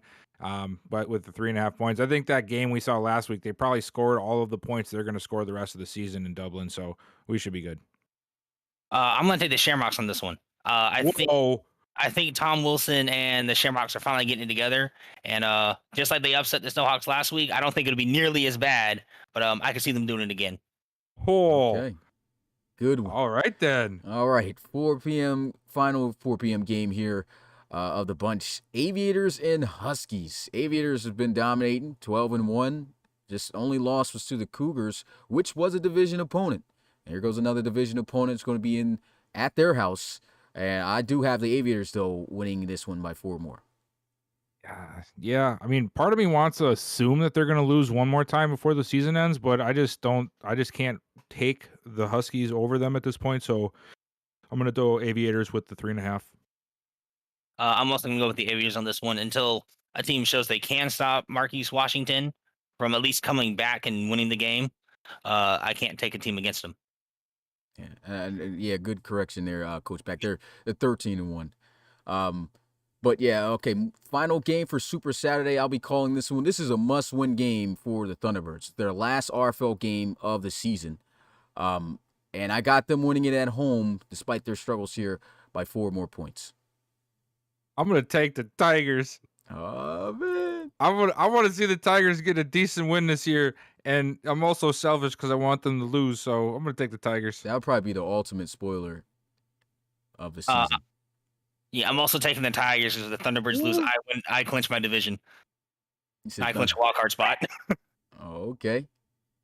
No, Well, I honestly, in all honesty though, I just don't know if I can trust the Thunderbirds this year. They've just been so sporadic, and the Tigers have been a team that have been like just so close to winning all of these games. Sometimes they rarely ever get blown out, and I'm just waiting for them at some point to get that win. And we've seen how many times in the last couple of weeks how these lower teams will upset a team that we're expecting to make the playoffs and just throw the whole playoff picture through a loop. And this could be a prime setup for that exact scenario. Yeah, that's why I need them to do it this week and not next week.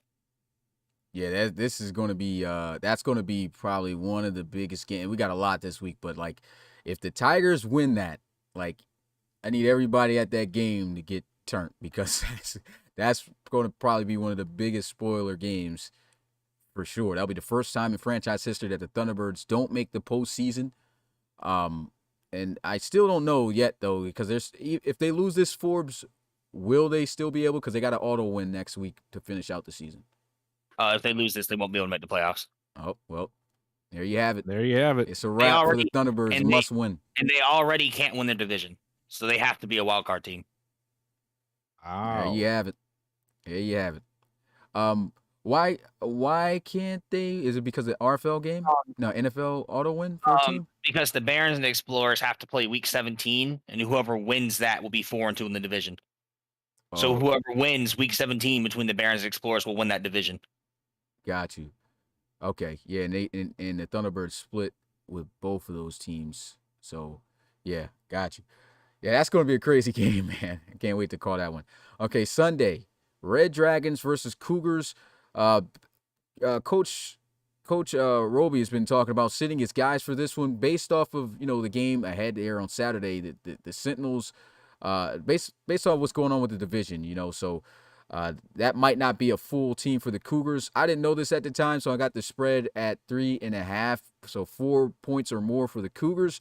But honestly, I would take the Red Dragons if the starters are not playing.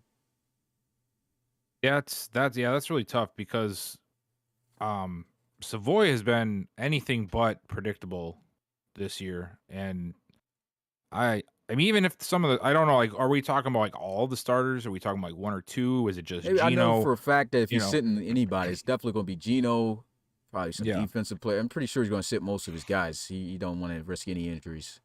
You don't think Bastille is going to come out here and sling it around a little bit? He could. I'm going to take the Cougars regardless. I don't know if they're going to. I don't know if Coach Roby's going to is going to be able to like just sit everybody, knowing that he's still could up his seating or whatever. I'm not sure. Is it like a done deal for sure that he's in the playoffs? Who, the Like if- Cougars? The Cougars. That's more complex. I have to wait for that one. Yeah. Oh, So okay. it is Okay, kind so of we risky don't know for here. sure yet. Yeah. Okay. So He can't win his division because the Aviators already have. Yeah. So I have to wait until we get to the next summit to talk about them specifically. Gotcha. all right. So what do you got for us for that game? The Red Dragons. Red Dragons. All right. Okay, 8 p.m. game. Desperados versus Explorers. That should be a good one. It's been a while since we saw the Explorers a little bit here. But the Desperados, though, I got them by a field goal or more. Of course you do. I'm taking my team, man. What do you think I'm gonna do? Sit Of up here course. and say I'm not taking my team? What do I look like? I'm taking the Explorers because if they beat the Desperados and I win out, I become the number 1 seed. So I kind of need the Explorers to win here.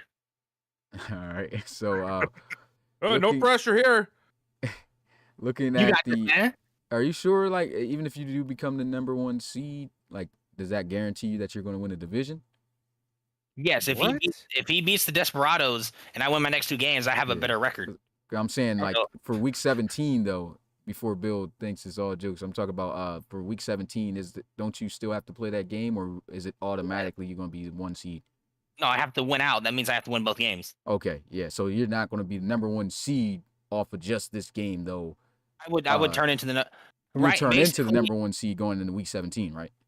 going to week 17. If the Yes. Desperados lose and I win, I will be the number 1 seed at the moment. All right, yeah, I heard Bill was trying to get the chuckles in, thought I was talking about. Of course, I know that if you win, I'm sitting here. I'm like, does this guy just asked if he's the number 1 seed if he wins his division? Yeah. Like, what do you mean? How else are you the number 1 seed? But I if- knew if that's the what you was Des- If the thinking. Desperados win this game, they're the number 1 seed in the NRC, no matter what. Yeah, so that's big. That's big. Tavion Hall, you better come through for that one.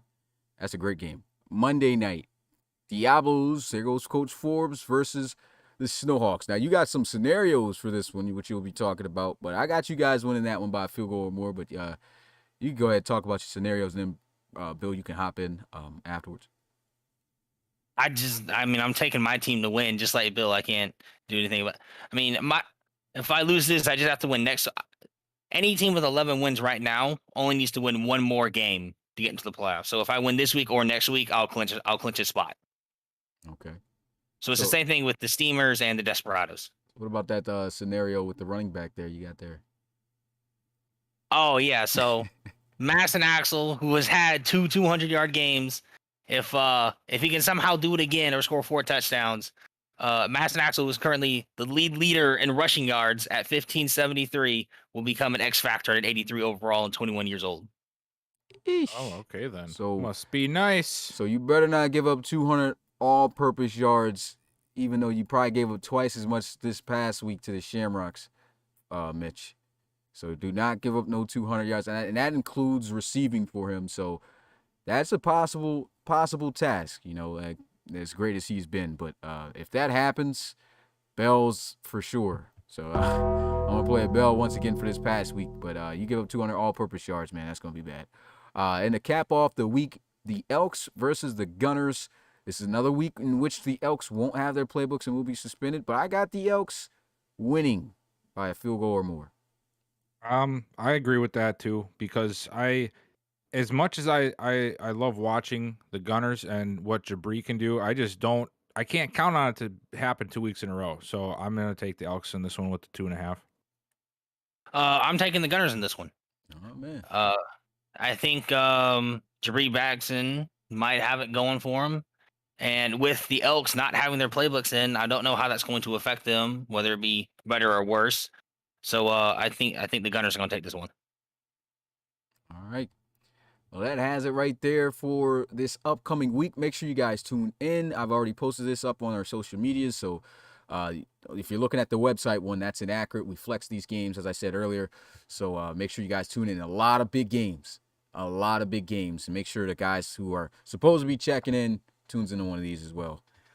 Moving on to the next topic, and that is a look at the top 10. Just a quick segment as always. So this is the new top 10 teams in the RFL. Number 1, still the Aviators. At this point, I don't think no team can take them. Yeah, I'd probably stick with that. Other than possibly the Desperados, or those 11-3 teams, depending on the division record. But I think that the Aviators got that in the bag, even if they tie them up at 13-3 if they lose out. So Aviators are 1, Desperados are 2, Diablos 3, Steamers 4, Cougars 5, Miners 6, Dreadnoughts 7, Black Knights 8, Celtic Tigers 9, and the Lancers are at 10. This is why I was talking about this Morris Justice thing, man. That's better work out, because you're here. You're here with a possibility to make the playoffs. So Cappity cap. Thoughts on this list? Other than Cappity Cap, because I think he got it. Well, I think, okay, so I'm fine with, let's see, what am I fine with? I'm actually fine with almost the whole list. But, because I can't argue 6 through 10. I can't argue who should be there over some, but I feel like the whole NRC 10 and 4 teams are just getting disrespected here. How are the Barons not up here? Myself, we not up here. Because you had the Lancers over all of you guys, and then you compare the Lancers with the rest of the ARC. How are we below the Lancers? It's in the file. I know, but what I'm saying, though, is, like, I beat the Lancers in a head-to-head. You know what I'm saying? Like, we have the same record. I just kicked them out of the playoffs as of this week. Like, if they ended today, I take their spot. You know what I'm saying? And the Barons are ahead of me. So it just don't make no sense to me how neither one of us are ahead of the Lancers and how the Lancers are on this list at all. Yeah, that is kind of weird. That just doesn't make no sense. And that's not even talking about the fact that doesn't make any sense either, because they have a single threat.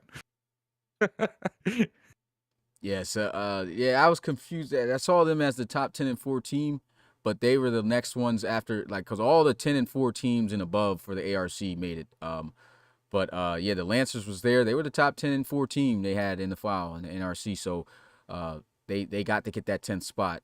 I'm cool with these rankings, to be honest. You know, there's nothing. You really cool else with that? Huh? You cool with that 10th spot? Okay.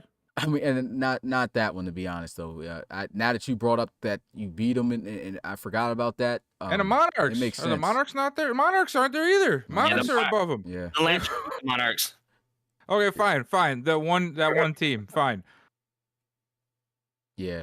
So that's why they're at 10, and you guys didn't get in this, because it was the Lancers pretty much compared to the ARC teams, and the ARC teams had them beat. Here comes. Let's T-minus 3 seconds before Regier comes in with a comment about, see, Justice did us something good. Oh man. All right, so that's it for this segment here. Just to look at the top 10 rankings within the the file. The and everything. Elks aren't there either. Yeah, Elks aren't there, man. What in the world? Yeah, only 4 of you guys from the NRCs on that top Man, 10 list. you really had all them ARC teams up there though, huh? They beat them in the They divisions. beat the ARC teams? If you compare the Lancers divisions wins and losses compared to the rest of those teams, they are better than them. So that's why they're ahead of them. How the Elks are 5-1 in the division. The Elks are 2-3. But they're not that in the file. That's what I'm saying. Rozier. So that is correct. But if it's not in the file, it doesn't matter what it is. The game is going to take who's ever on the top. So that's why it's like that. Yeah. Rozier, stop calling him a Wisconsin quarterback and stop calling him a quarterback. Well, yeah. So this segment, I don't have any graphic for this, but this is going to be the area in which I guess I can bring up the schedule again so we can talk about it. Bring up the do you have the playoff picture? Oh yeah. So I have the playoff picture, and that's the segment we'll get to after. Well, first let's talk. Okay, let me bring in the teams that have clinched so far. So we've added a couple more to this. First, we put up the first 2 teams that made it. Obviously, everyone knows that the Aviators, first team to clinch in the RFL to make a playoff spot in the ARC. The second team to make a spot in the RFL after their win this past week is the Houston Voyagers for the first time in franchise history. And another team that's made it is the Celtic Tigers because they have an auto win at week 17, so they have been able to get in. And then the final team so far that has clinched is the Austin Desperados. So these are the 4 teams so far that have clinched the RFL playoffs so far. And so moving on from that, let's go ahead and get a look at the current RFL playoff picture. This is how it would look if the playoffs were to start today. First off, we're going to start with Forbes doing his breakdown, and then us 3 are going to give our prediction on who we think is going to meet in the Relocation Bowl and win it, as we've been doing the past couple of weeks on the podcast. So go ahead, Forbes, do your breakdown. All right, so I'll start with well, basically the Celtic Tigers, the Dreadnoughts, the Cougars, all 3 of those teams, if they win or the Sentinels lose, all 3 of those teams clinch a wild card spot. But didn't you just tell me that are the Celtic Tigers not clinched or not? They are. That's just, it was in my notes. Oh, okay. So I was just bringing it off. Okay. Yeah. Because before I made I didn't look at the rest of the schedule before I was making my notes. Okay. If the Miners win, they win a division. If they lose, they just need the Sentinels to lose to make the playoffs.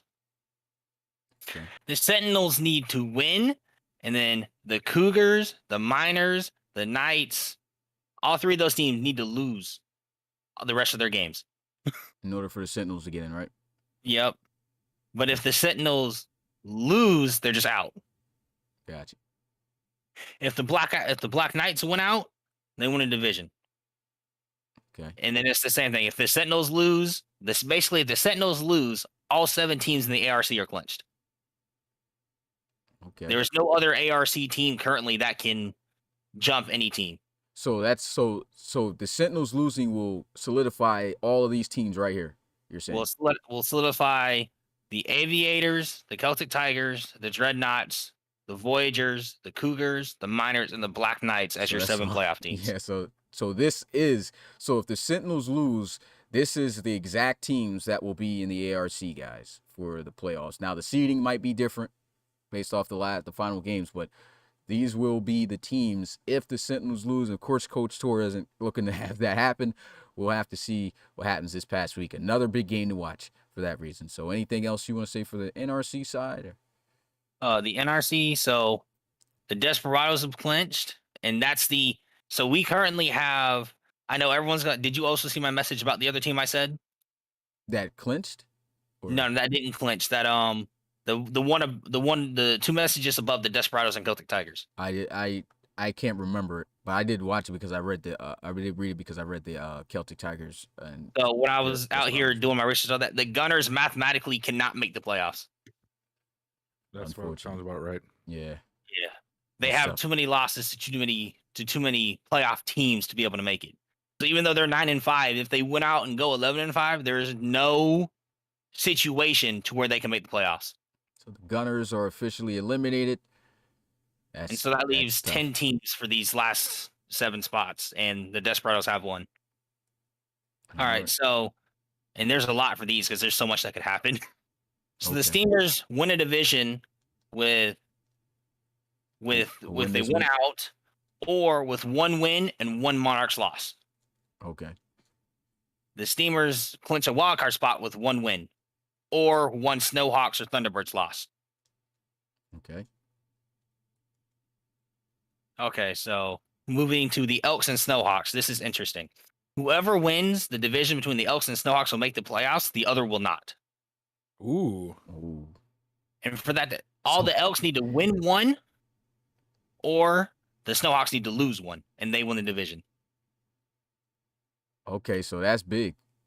Yep. So Mitch, had to take that loss to the Shamrocks, man.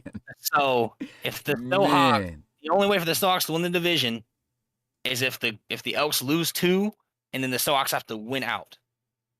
Oh. And there's only one situation where the Snowhawks get in with the wild card. And what's that? The Lancers have to lose out, and the Gunners have to lose out. That's a possibility, I'd say.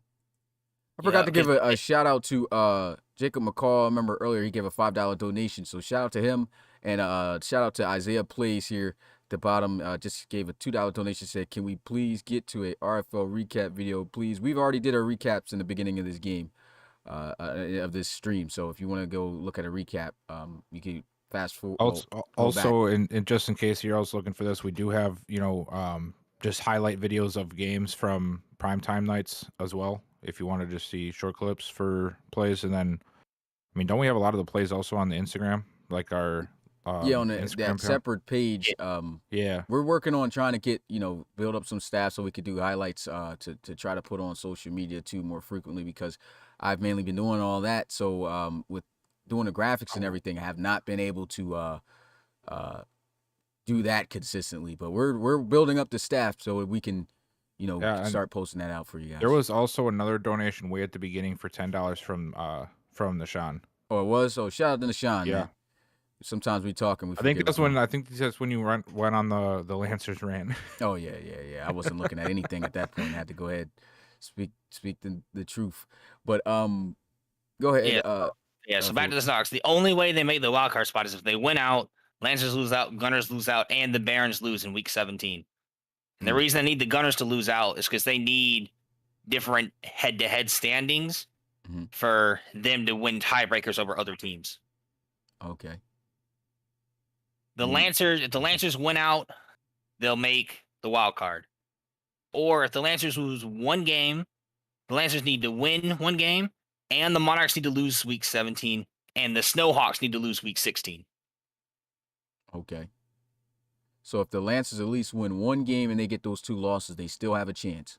They could still make the playoffs if they have to win one of their last 2 games, but they need the Monarchs to lose to the Snowhawks, and then they need the Snowhawks to lose to me. Rozier. I was just about to say something about that comment, but I was. Yeah. Jeez. Rozier, I hope it's all hey, look, man, I already said what I had to say, man. Morris Justice better get it done. That's all I can say. Moving on to the Diablos. If I win, I'm in. I win the division if the Explorers beat the Desperados and I win out. And then I can make the wild card if the Lancers, T-Birds, Barons, or Explorers all lose 1 game of their last 2 weeks. I see Isaiah plays another $5, well, $4.90. Well, I just say 5 always right now. $5 donation. Yeah, round it up. Appreciate that, my guy. And he says he meant the league history recap. Now that's because we got so much going on until we can fill out our staff and everything so that we can get freed up to focus on a project like that. Because honestly, it's been 6 years now, so that's a lot to kind of get. We're trying to get the statistics even. Like I've been going back to the old maps that we're on, taking pictures of every statistic to give to Forbes and our statistician guys. That's going to come down the line. It's just so much that we're doing right now that we can't focus on making that, but that's definitely something that we're looking to do in the future. And we'll definitely have a lot of history to give out too. And the Thunderbirds are in a situation where there's only 1 route for them to make the playoffs. Gotta win, right? they have to win the Tigers, and then they need the Lancers to lose once, the Snowhawks to beat the Diablos, the Snowhawks to lose to the Monarchs, and the Barons to lose to the Explorers. So they're just about done. But I mean, at least they got a chance if they win against these Tigers. So that game's important, man. Yeah, the Monarchs can still win their division if the Steamers lose out and they win in week 17. Okay. So is that also the scenarios right there? No, they're still the Explorers, and okay. And then the Monarchs can get a wild card spot if they just win. If they win week 17, or the Lancers, the Barons, the Diablos, or Thunderbirds lose one game, and then the Explorers and Barons is pretty much exactly the same. They have to win week 17. Okay, so whoever loses that week 17 matchup is out. Or do they both have a chance to get in? Explorers have a better chance of making it after losing that game, but it's gonna be hard. Okay. Yeah, because I think So if the Barons lose that game, they're out? Do they have a chance like that? They if they lose that game, they have to win week 16. The Thunderbirds have to lose to the Tigers, and the Snowhawks have to lose one of their last 2 games. Because if they lose week 17 and the Thunderbirds beat the Tigers, the Thunderbirds have the tiebreaker over them. Oh man. Hey, Roland. All the Explorers need is they need 1 Lancers loss and 1 Snowhawks loss if they lose in week 17. Okay. So that's all the Explorers would need. Well, as long as things stay the way they are, I think I'm good with the Lancers loss part. Shots being fired. But so there's still 9 teams fighting for 6 spots in the NRC. That's just crazy. There's a lot of stuff going on. This is why we say this is the best time to watch the RFL, because now every game is important. All those scenarios, every game matters just about at this point. So let's go ahead and predict who we think would win the Reload Bowl if it were to start today. So let's start on the left side with the ARC, because the NRC never wins a Pro Bowl. So we always start with the best conference first. But oh man, great bell for y'all NRC guys until y'all win a Pro Bowl. Smitty's the old head doesn't want to accept that this other conference is actually legitimate anymore. Hey, you got to show me though. Y'all don't win. Y'all can't win a Pro Bowl, man. That's crazy. Forgot Pro Bowls are what matter. Yeah, but it's not like it's like real life. You guys are literally playing a full out game. These guys are playing. Like there's no injuries. So with that being said, you guys lose to the ARC every year. Okay, it's a Pro Bowl game, bro. It's still you guys playing though. Like your best players and guys who don't play together. I think we can stop pretending it's the cream of the crop against their best players, and they win. And it's not like that. Nobody's holding back though. You know what I'm saying? Like so, if that happens every year, then am I wrong? So in no scenario ever has a good team lost to a team because but you guys their have lost playbook was 4 bad. Years. You guys I'm just asking a question. I'm just asking a question. I mean, but at the end of the day, I mean, this is consistent. It's not. Like, I'm just asking a question. Guys, Ray Gier has found the solution to the Pro Bowl issue. Just start Morris Justice. I'm just saying. Let's go ahead and get with the ARC because they're the best conference right now. Sure. But the Miners versus the Cougars in that first game. I got the Cougars. Who y'all got? Cougars. All right. Game 2, Dreadnoughts versus Black Knights. I'm gonna go with the Dreadnoughts. I think they're the better team. Yeah, I'm taking the Dreads. Yeah, I think Dreadnoughts. I like the Black Knights. I just don't think they're that well rounded at this point. Yeah. All right. Voyagers versus Celtic Tigers. Voyagers. I got the Celtic Tigers. Of course you do, but we all know what's going to happen. They're going to stink it up in the playoffs like they do every year. I'm also going to take the Celtic Tigers over the Voyagers. You must be new. I am new. All right, the newest coach. In my scenario, so it would have who was the lowest seed on it. So the Dreadnoughts would take on the Aviators, and then it would be Cougars versus Celtic Tigers. The Cougars are the 7th seed. Oh, I'm looking at this wrong. I don't know why I thought they were 2. Okay, so oh man, how about that? Cougars and Aviators for a 3rd time this year playing each other. Then it will be the Dreadnoughts versus Celtic Tigers for me. In the Aviators and Cougars game, I got the Cougars, man. I think the Cougars would beat the Aviators in their first game and go to the ARC Yeesh. Championship. And then in the Dreadnoughts and Celtic Tigers game, I've said this before, man. I would take the Celtic Tigers in that. And so the Cougars. You can't speak it into existence. I'm just saying, man. I just have a feeling that hey, that's my prediction, man. Celtic Tigers versus Cougars for the ARC Championship. So your scenario, Bill, you're the only one that's different. So Voyagers. The only one that's right then. So it'll be the Cougars and Aviators again, and then you have the Voyagers versus Dreadnoughts for the divisional game. Who you got in those games? So I would take the Voyagers and gonna take the Cougars. All right. And then you had the same scenario as me. Yeah, but I'm going with the Cougars and Dreadnoughts. Cougars and Dreadnoughts. All right. Hold on. I'm gonna take the Dreadnoughts over the Celtic Tigers. Okay. And for the ARC Championship, for me, it would be Cougars versus the Celtic Tigers. And as crazy as this sounds, the Celtic Tigers would take an L, I think, again in that game. Wow. I would give that to the real Cougars world. because the last week's matchups were good for the Celtic Tigers. That matchup, I don't think would be good. I think Gino Gann and those Cougars they would do it again. So I got it. Them beating them in the ARC game and going to the Relocation Bowl. For you, Bill, you have who'd you say, the Cougars and the Voyagers?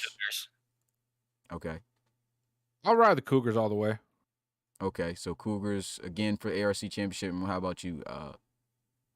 We're gonna go 3 for 3 with the Cougars going to the Relocation Bowl. All right, so we all predict that the Cougars would make the ARC side to represent for the relocation. But I want to explain my reasoning here too, if I can, for a second. Okay. For And what? I The think Voyagers and Dreadnoughts game? No, for the Cougars. Okay. For the Cougars in general, making it. Like, this is no shot at any team. This is nothing at all. But regardless of the down plays that we've had so far this year from some teams, Cougars too, they've had a couple of losses where it's like, well, they really should have won this game. There's not a team that I can look at that I think is more stacked all around the football on both sides than the Cougars when it comes to playoff football. And I think at some point, all of this overall stuff is going to start playing a factor, especially when we get down to the playoff football. This is a whole different season. Everything people saw throughout the regular season, you have to forget about because it can change in a second. And that's why I'm choosing the Cougars, because they have a stout defense, an incredible secondary, a dual threat quarterback who can get the job done. Yeah, he takes too many sacks sometimes. A 2-3-headed monster in the backfield and an excellent receiving core. I just don't see every other team has something where if I compare it to the Cougars, there's something they're lacking if they were to face off against each other, in my opinion. And that's why I'm saying the Cougars, because it's playoff football. Teams are going to start playing different when we get to the playoffs. And I think at some point it's going to be like, wow, this team is really good, and it's going to happen. Okay, so Cougars for the ARC for all three of us. Now the NRC side. Okay, first game, Steamers versus Explorers. I'm going to take the Explorers in that game. I'm also going to take the Explorers. I'm also going to take them. And, of course, Bill, I know you're going to go with your own team with that. Yeah, of course. Sorry, Justin. I know you're going to feel some type of way about that, but I do feel like the Explorers would probably win that. The Elks versus Monarchs. Man, Depends on what Fisher we get. I think I'm going to take the Monarchs this time, man. Yeah, I mean, you go ahead, Bill. Take the Monarchs. It's a tough one, though. I actually think I'm going to take the Elks. Elks. Because of their defense. I think their defense can be the difference maker with Buck and Ash. Mm-hmm. I just think at some point those few guys they have on defense that are they were crushing it last year. You know what? It's going to show through again. I'm going to change my answer, too, because I think I'm more so looking at because of the playbook situation that just happened. I think that the Elks have been pretty good when they had their playbooks and stuff, and you know what I'm saying? So I'm going to go back to the Elks. Yeah, and I'm choosing the Elks because the Monarchs are definitely improved a lot, but I mean, I'm not sure I can take them over a division winner. Yeah, we just got okay with accepting them as a good team. Let's not put them as a playoff caliber killer yet. Yeah. Got to see some first. All right, Barons and Diablos. I got Man, Diablos. That's Yes, a tough sir. game, but I think I'm gonna have to take the Diablos too. And reason for that too is, um, the one thing that the Barons offense really runs on is really the run for the most part. I mean, I know they can pass the ball. I'm not saying they can't, but that RPO that they like to run, and that's exactly what the Diablos do best. So I'm gonna have to take the Diablos in that one. It's my team. I'm not going to say anything else. Of course. So it needs to be said. All right, so did we all take? I think we all took the same team, so it's gonna be the same scenario. So it'll be the Desperados versus Explorers and the Diablos versus Elks. In the Desperados and Explorers game, I'm gonna take the Desperados in that one to go to the NRC championship. And then for the Diablos and Elks one, I'll take the Diablos. Well, I'm definitely not agreeing with you there, so I'm taking my team, and it's not just a selfish thing either. I feel that I have more power on offense opposed to their defense. I've played better defenses. I play a better defense on a regular basis in my own division, and I think the one strength I've given up some plays on defense, but one of my strengths is stopping the run, and I feel that if I can stop that run and have guys on the tail end for the deep balls like Chamberlain and Morrison, I think I'll fare well against them. And then for the other matchup was the Diablos and the Elks. I'm gonna take the Diablos. Yeah, I'm gonna take the Barons or Explorers versus the Desperados, and then myself versus the Elks.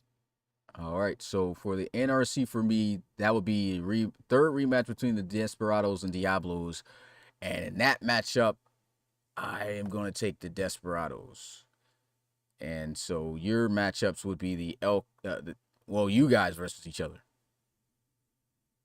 Well, I'm gonna take my team in that scenario. It's gonna be vice versa. So yeah. So for me, it would be Desperados versus Cougars for the Reload Bowl, and for besides, I gotta get back at Forbes for hurting my quarterback. I ain't do nothing, man. It's all part of the game. You gotta deal with it. Hey, I will say though, if I make it this far, I will have Marvin Woolfolk back. Oh yeah. Okay. Yeah, that's gonna be crazy. I hurt my quarterback again. Way to go. Real cool. All right, so that's the plan. Come on, man. So I'm pretty sure y'all just gonna, of course, go for y'all's team for the conference, like to represent the conference. So for my Reload Bowl, it would be the Cougars and the Desperados. Man, that'd be a crazy game.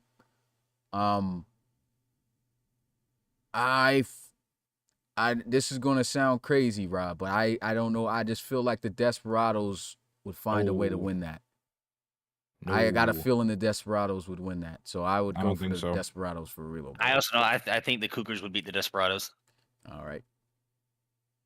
He's just like, all right, well, I don't care. We're gonna move on. That's just my opinion, man. Like, I'm not gonna change it. That's just how I feel. But you guys, since y'all gonna have yourselves versus the Cougars, who would you think would beat the Cougars? Well, yeah, we can't do this because I'm gonna pick my team. Yeah. So you guys are just gonna say y'all for the Reload Bowl. Yeah. Yeah, man. I need Gannon to keep running into Woolfolk, just like we went through 7. What kind of? Let's think about that for a minute, though. What if the Diablos and Cougars met up in the Reload Bowl? That would be. That would be crazy. That would be lit. Because Rob literally traded Woolfolk to the NRC to get away from him. So he didn't have to play him. And then he ends up playing him in the Reload Bowl. You just trying to kill my draft stock, man. I don't have a first round pick, and those are both of my seconds. All right, so this is what I'm gonna do. I'm gonna predict if you guys both were to make it against Cougars, who I think would win. And if that was the case for me, I think that the Diablos, if they played the Cougars, I think they would win. And I'm sorry to say this, Bill. I think that if the Explorers played the Cougars, I got the Cougars winning. So basically, as long as whatever scenario you have, Smitty, it's just me losing, right? Well, in all of your scenarios, if I feel like you lose to the Desperados, right. I'm used to that with you. And I'm just saying, man. I'm used to that. Like the Desperados, if they were better, I feel like they could beat you guys. And that's why I chose them in that situation. And so I feel like if you were to make it there, I think the Cougars would be able to beat you. Rob, you're in that chat. Diablos, tell me one time Smitty has ever taken my team for anything. He picks you to win the wild card round. It always seems to be like when we have to decide like on something important, and you guys are in that It's all, situation. every time it's important, it's always against the Yeah, it's Explorers always every against- time. And I don't mean it. I know you guys are a great team, but it always just turns out to be that way, which Oh, is crazy. man. But, yeah. But that's just my predictions, of course. We all know those can. Yeah, you also Go think all over the CT's going to go all the way sometimes. Yeah, it could happen. Just like you predicted that the Cougars, just like you were saying that this could be the year that they put it all together and stuff like that. Same way I feel about the Celtic Tigers. This could be the year that finally happens. But Rob I said still he's don't going to think they would church. win. You don't trust this. Yeah, the only time I had the Celtic Tigers win was, I think, was a few weeks ago when I said against the Thunderbirds when they were tripping. And the Thunderbirds aren't even in this conversation anymore. So the Celtic Tigers, I really don't see them winning a bowl now this year, especially if it turns out to start this way and with these matchups. No, I don't see that. So that's it for that segment. Okay, now the last segment, fun facts with Pat. Bill, what we're going to do, we have 4 questions this time. And I'm going to make sure I pay dudes, too. I'm doing it right now. Gonna pay. So Bill's going to pay out these guys. And I'm going to start my timer here. I'm not going to be able to see the chat, so you guys can let me know what's going on. Because I want to have the timer when I try to do that at the same time bugs out. So, all right, so I got the 1 minute ready and set to go. So this is the question. Okay, the RFL Season 7 draft takes place this summer. Question. Who was the first submitted quarterback ever taken in the RFL draft? Time starts now. Am I allowed to play? No. No. let me know who says what, and if it's correct, then I'll stop it. The Yeah, I know, timer. Strouder. Your check was real late, man. Pat came to my DM and even told me like a week prior, like, "Hey, man, you never paid me," and I'm like, "Okay, sorry," and then I just proceeded to not pay him for another week. Any answers? Oh yeah, the We payout. had Zach Rosen. What did he say? Chrome said Zach Rosen. Markel said LC3. Nope.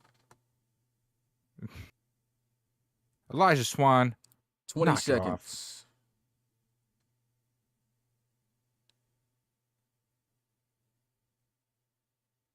Q-Pac said Parker Thomas.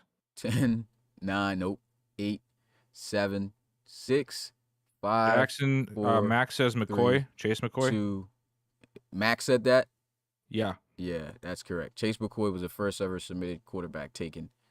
Ooh. Submitted player, period, taken in the hold up. Whoa. Oh, quarterback. Yeah, submitted quarterback. I thought it didn't see quarterback here. I thought it just straight up submitted player. I was like, hold up, that's not correct. But yeah, if it's a quarterback, yeah, that's right. So yeah, he'll get that. So the payout, what I'm gonna do is is a stack or 500 if they get it right. So I'm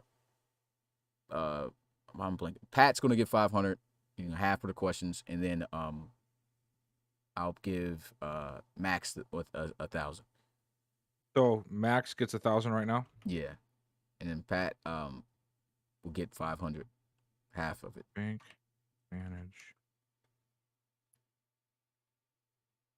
plus 500.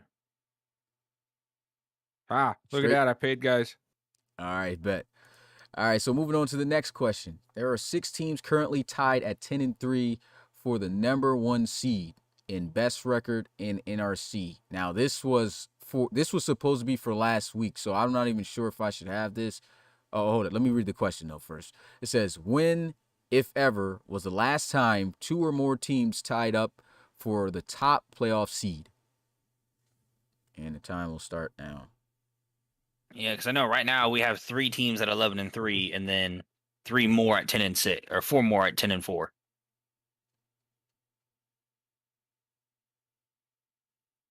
Yeah, so at this time, well, this one's more to like a history thing. So if anybody remembers when the last time 2 or more teams tied up for the top seed, go ahead, put that. Chrome says season 4. Do you want the teams or just the season? And the teams. Ooh, teams.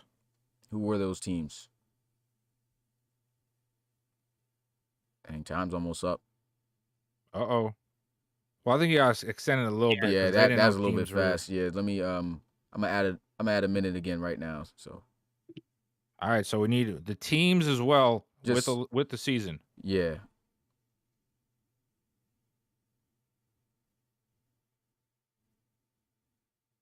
Yeah, is my YouTube not updating, or are we really only at 25 likes on this thing?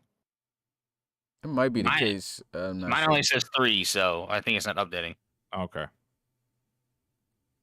Let's see how much time is left. 30 seconds.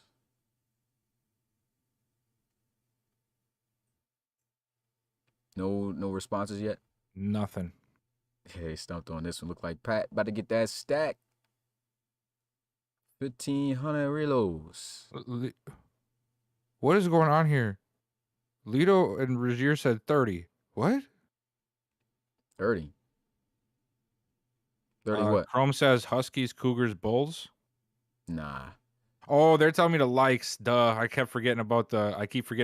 the lag and when guys can hear me or what they, you know what I'm saying? Yeah. So the time 30. the time's up, and the answer, Pat's going to get 1,000 for this one since nobody can answer it, and it is season 2. The Snowhawks and the Explorers were 13-3, and it says that the Snowhawks won the tiebreaker and were the top seed in the NRC that year. All right. So Pat gets. So he's got 1,500 so far stacked up. So he gets 1,000. Yeah, so he gets 1,000 for that. Are you paying him also, or are you waiting for the I'm total? paying him as I go because Okay. I tried to add it up the last time and then he ended up not getting paid for 2 weeks. So All right. so he's doing. We get 1,000 plus for that question, right? Mm-hmm. All right. All right. So Done. here's the next question here. Question number 3. The current RFL salary cap is $262 million. Which 3 teams have the lowest payroll slash most cap space in season 6? We don't need the amounts or the order, just the teams. So basically, which teams have the most cap room? I'm assuming. Okay. I just wanted to simplify because I could see how that could get the way that the question's worded could be confusing to somebody. Okay. So you think I should add more time onto this, or no? I mean, you What's got a little, because I'm not sure anyone would know this just off the top of their head. Yeah. All right, let's do a minute and a half extra. And Rob says, "How are they gonna know this? I don't know about this." I mean, you can find this out, I think. You can literally Pretty go find it fast. on the website. Yeah. I mean, yeah, you can Yeah. sort of look on, the certain leagues that we use. Yeah, just maybe if you go You to just the gotta college look a lot website though. and just click That's- 32 times, you might be able to find it. This Pat, isn't we gonna even have to, Jeopardy worthy. Yeah, we're gonna have to. Some of these is just a little bit too hard to get in the time. CP CP says- said, Yeah, go ahead. he said Bulldogs, Pioneers, and Riverhogs. Nope. Ooh. Not even one of them? Nope. Markel says take 1,000 reloads away from Pat for this question. I mean, I know at least one of these answers.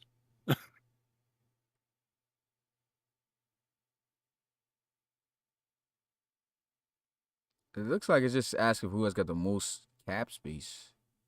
Yeah, basically, who has the most money to sign a player right now if they wanted to?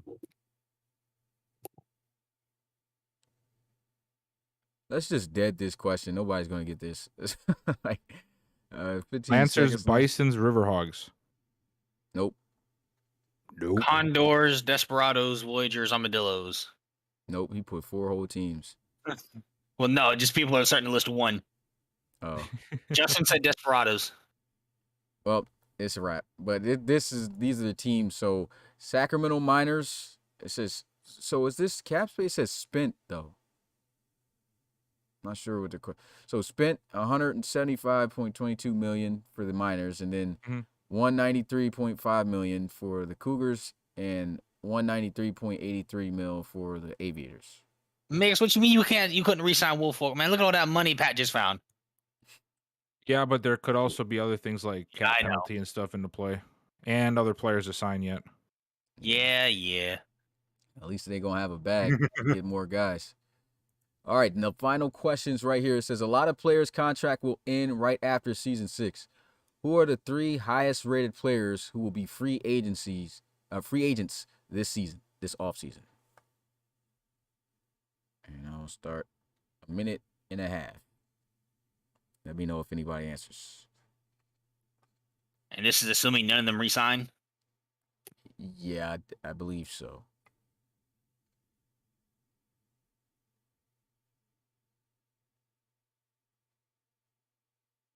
Max says DJ Scott, Ethan Long, and I don't know. No.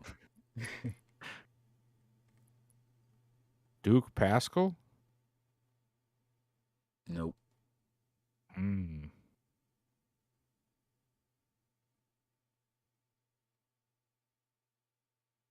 Yeah, we're looking at Roland taking notes. He's like, who can I give $200 million to next time?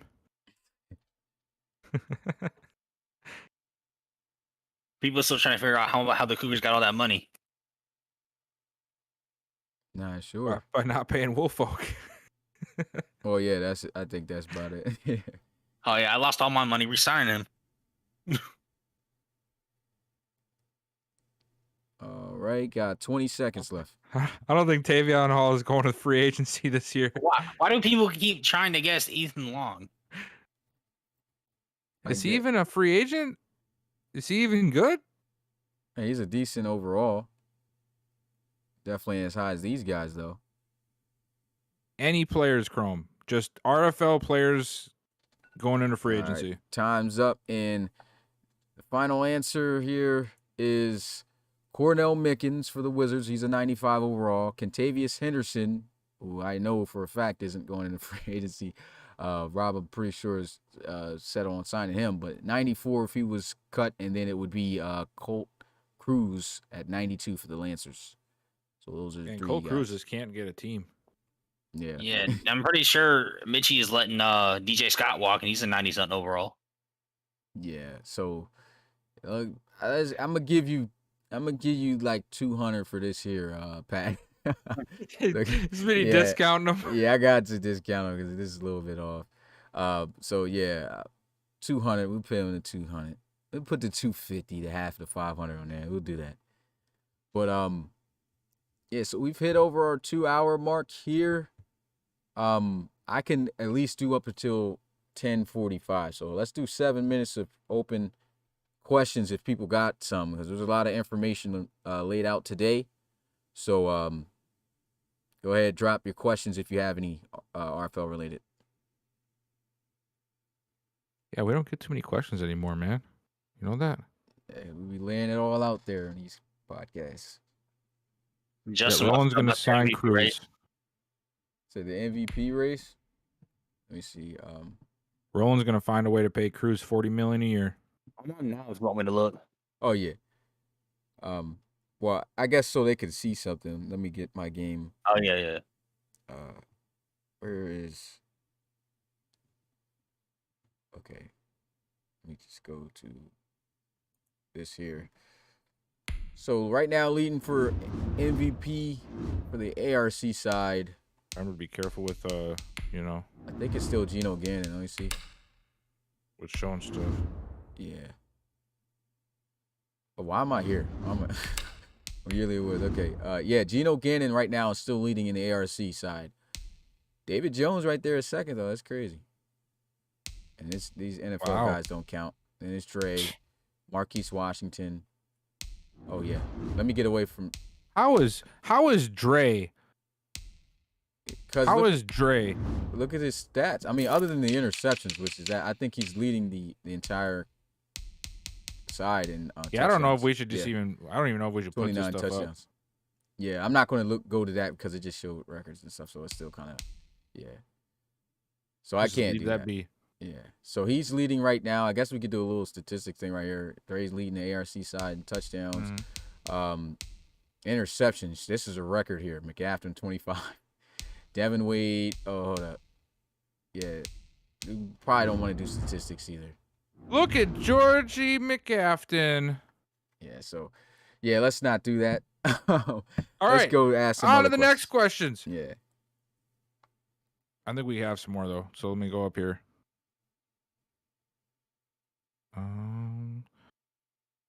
Reed, thoughts on the Bulldogs beating CT in Week 14 and their opportunity to disrupt the Sentinels and Black Knights in back-to-back weeks? Well, I don't know if there's a whole lot of disrupting going on in London right now, man. So say it again. I really didn't catch. Thoughts on the Bulldogs Mhm. beating CT in Week 14 and their opportunity to disrupt the Sentinels and the Black Knights in back-to-back weeks. I think that just goes to show like what that team is capable of doing. You know, I just feel like it's just been one of those seasons where you have a good team, it just don't turn out your way. You know, that's pretty much Yeah. all I can say about the Bulldogs. I don't feel like they weren't coached right. I don't feel like they were really that bad. I just feel like they just things happen and they just couldn't get in the win column. And Gibson Briggs, yeah, you can still submit a player. I actually got to work on that tonight afterwards. Yeah, so That should be something we should really talk about real quick too. Yeah. So if when it comes to submitting a player, first of all, the first thing, if you are new trying to get in this for submitting players, you got to make sure that you're a dedicated member that's going to be coming to games, because we have weekly check-ins on Tuesdays. If you don't check in and you miss 3 check-ins, your player, even if you paid a $5 fee, will be booted from the college series. All right. So if you can't come to games on a weekly basis, at least one game a week, and check in and show the proof that you were at the game, then do not even think about applying to be a player in the league. All right, so we want active guys who are really going to be here. So another thing to talk about is I just put a message in the Discord to people to let them know that if I know guys are wanting to switch positions because we cut a lot of players off from the college series already. If you're looking to switch positions, if you didn't get the message that I put in there, unless you messaged before we said we were going to start making cuts and stuff, when you first signed up talking about, oh, I really wanted this position, but it wasn't available, and you signed up for something else, that's the only players, if you have the proof, that can change their position right now. If you don't have that, then you have to wait until applications close at the end of week 17. So applications close altogether once the final game of week 17 is played, and then those guys who are there can decide to make a switch. But once you switch, that's it. And also when it comes to transfers, if you've transferred already once, you cannot transfer again. All right. So, and if you're switching positions, you can only switch positions and stay at that school. Just because you're changing your player does not mean that you're changing what school you're going to. Okay. So that's what comes with that. The one thing I was confused about, so there's a whole bunch of dudes who have come to me in the last few weeks asking about making a quarterback because they found out about this. Mm-hmm. Or they've messaged me in the past because they saw on the sheet that while there's 32 of them, not all of them have a school. Yeah, so if they message you those times, that's good. What'd you say? Are those counting towards this transferring or this changing now, because they're just trying to get on with the quarterbacks because they saw it after the fact? It's not like they that's why I said the message. Like, if you did not have a message before we knew we were going to make cuts, before it was known that we were making cuts, then you have to wait. Because, dude, you have no idea how bad my DMs blew up today. Oh yeah, you were telling me. It was insane. Yeah. Like, people just throwing screenshots at me. When I would tell them I wasn't sure, they would be like, "What do you mean you're not sure? I just saw the message from Smitty." I'm like, bro, everybody just calm down. My gosh. So then I go out there and I explain in the chat, like, I don't think everybody understands. And I've said it in the chat, and I'm going to say it in here again, because obviously there's dudes who listen to us on the podcast and on YouTube who are not in our Discord server. So you don't get all the same information. So please do not just make a quarterback just because you think you're going to be the next flash in the pan quarterback. Just because we're opening it up, it does not change the fact that most RFL teams at this point are 2 quarterbacks deep set, if not 3 quarterbacks deep on their depth chart currently, with a full 32 quarterback stable coming in already in like 3 months. Yeah. You are not going to play much at all if you put a quarterback in. So please, just think about it before uprooting all these other players and making them play quarterback. Because it's just not going to be as lavish as you all think it's going to be. I'm not trying to be rude. I'm not trying to make you not have fun. I'm actually trying to make you guys have fun and be able to have chances in the league.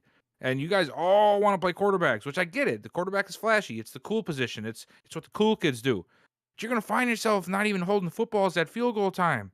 That's just that's just the truth. That's just the real, like, you know, like, and I've been saying this since probably 2-3 years ago. So if you submit a quarterback, don't come to me complaining. Like, even the guys in this upcoming class, like, probably, if any, there's a chance none of them will start, to be honest. You know, so I mean, that's just how it is what it is, man. And if those guys are, and those guys are coming and they played their season and everything, for the next guys after, unless you have a ridiculous, crazy season, you won't even have a chance to play in the RFL for years. So, I mean, that's just, if you're willing to go through that, then okay, be my guest. You know, you have your good college career or whatever. But in the RFL, you're not gonna be around, man, for years. So unless you're, I just don't get it. Why people don't get that. Yeah, like if you still are just an RFL fan, you all about the RFL, and you don't care, you just want you'll wait till your guy gets there. That's cool. You know, definitely respect that. But if you're not one of those guys that you know you're not going to be around here, and you're just here to watch the play, do not submit a quarterback. First of all, your player is going to, if you're not one of those guys, don't even apply, because you're not going to last long here at all. Yeah, it's just crazy because, like, as soon as you let that message out, Smitty, you doomed my DMs for the next 4 days. So thank you. But like I said before, man, my Discord looks like Mixes usually does right now, and it's just got just little red bubbles all up and down the whole thing. I can't even see what servers I got anymore. Crazy. It is. I think that was the biggest information we really had to get out. We went past our time. It's 10:45, so we're just going to end it here. I know guys probably had questions and stuff like that, but you know, it's definitely, like I said, over our time, so we're gonna have to cut out of here. But we'll see you guys tomorrow. Make sure you guys tune in tomorrow to these games. Make sure you tune into every game that you possibly can, because everything, as Forbes said, with the scenarios is just it all is important. Okay, even the smallest of games. This is the schedule once again of Week 16, and after that, we just got one more week of the RFL left, and it's playoff time, baby. I can't wait. Who's gonna be the next Season 6 the next RFL champ here for Season 6? Let me know in the comments before we leave out of here while you guys are leaving, and we'll see you guys next time. Peace.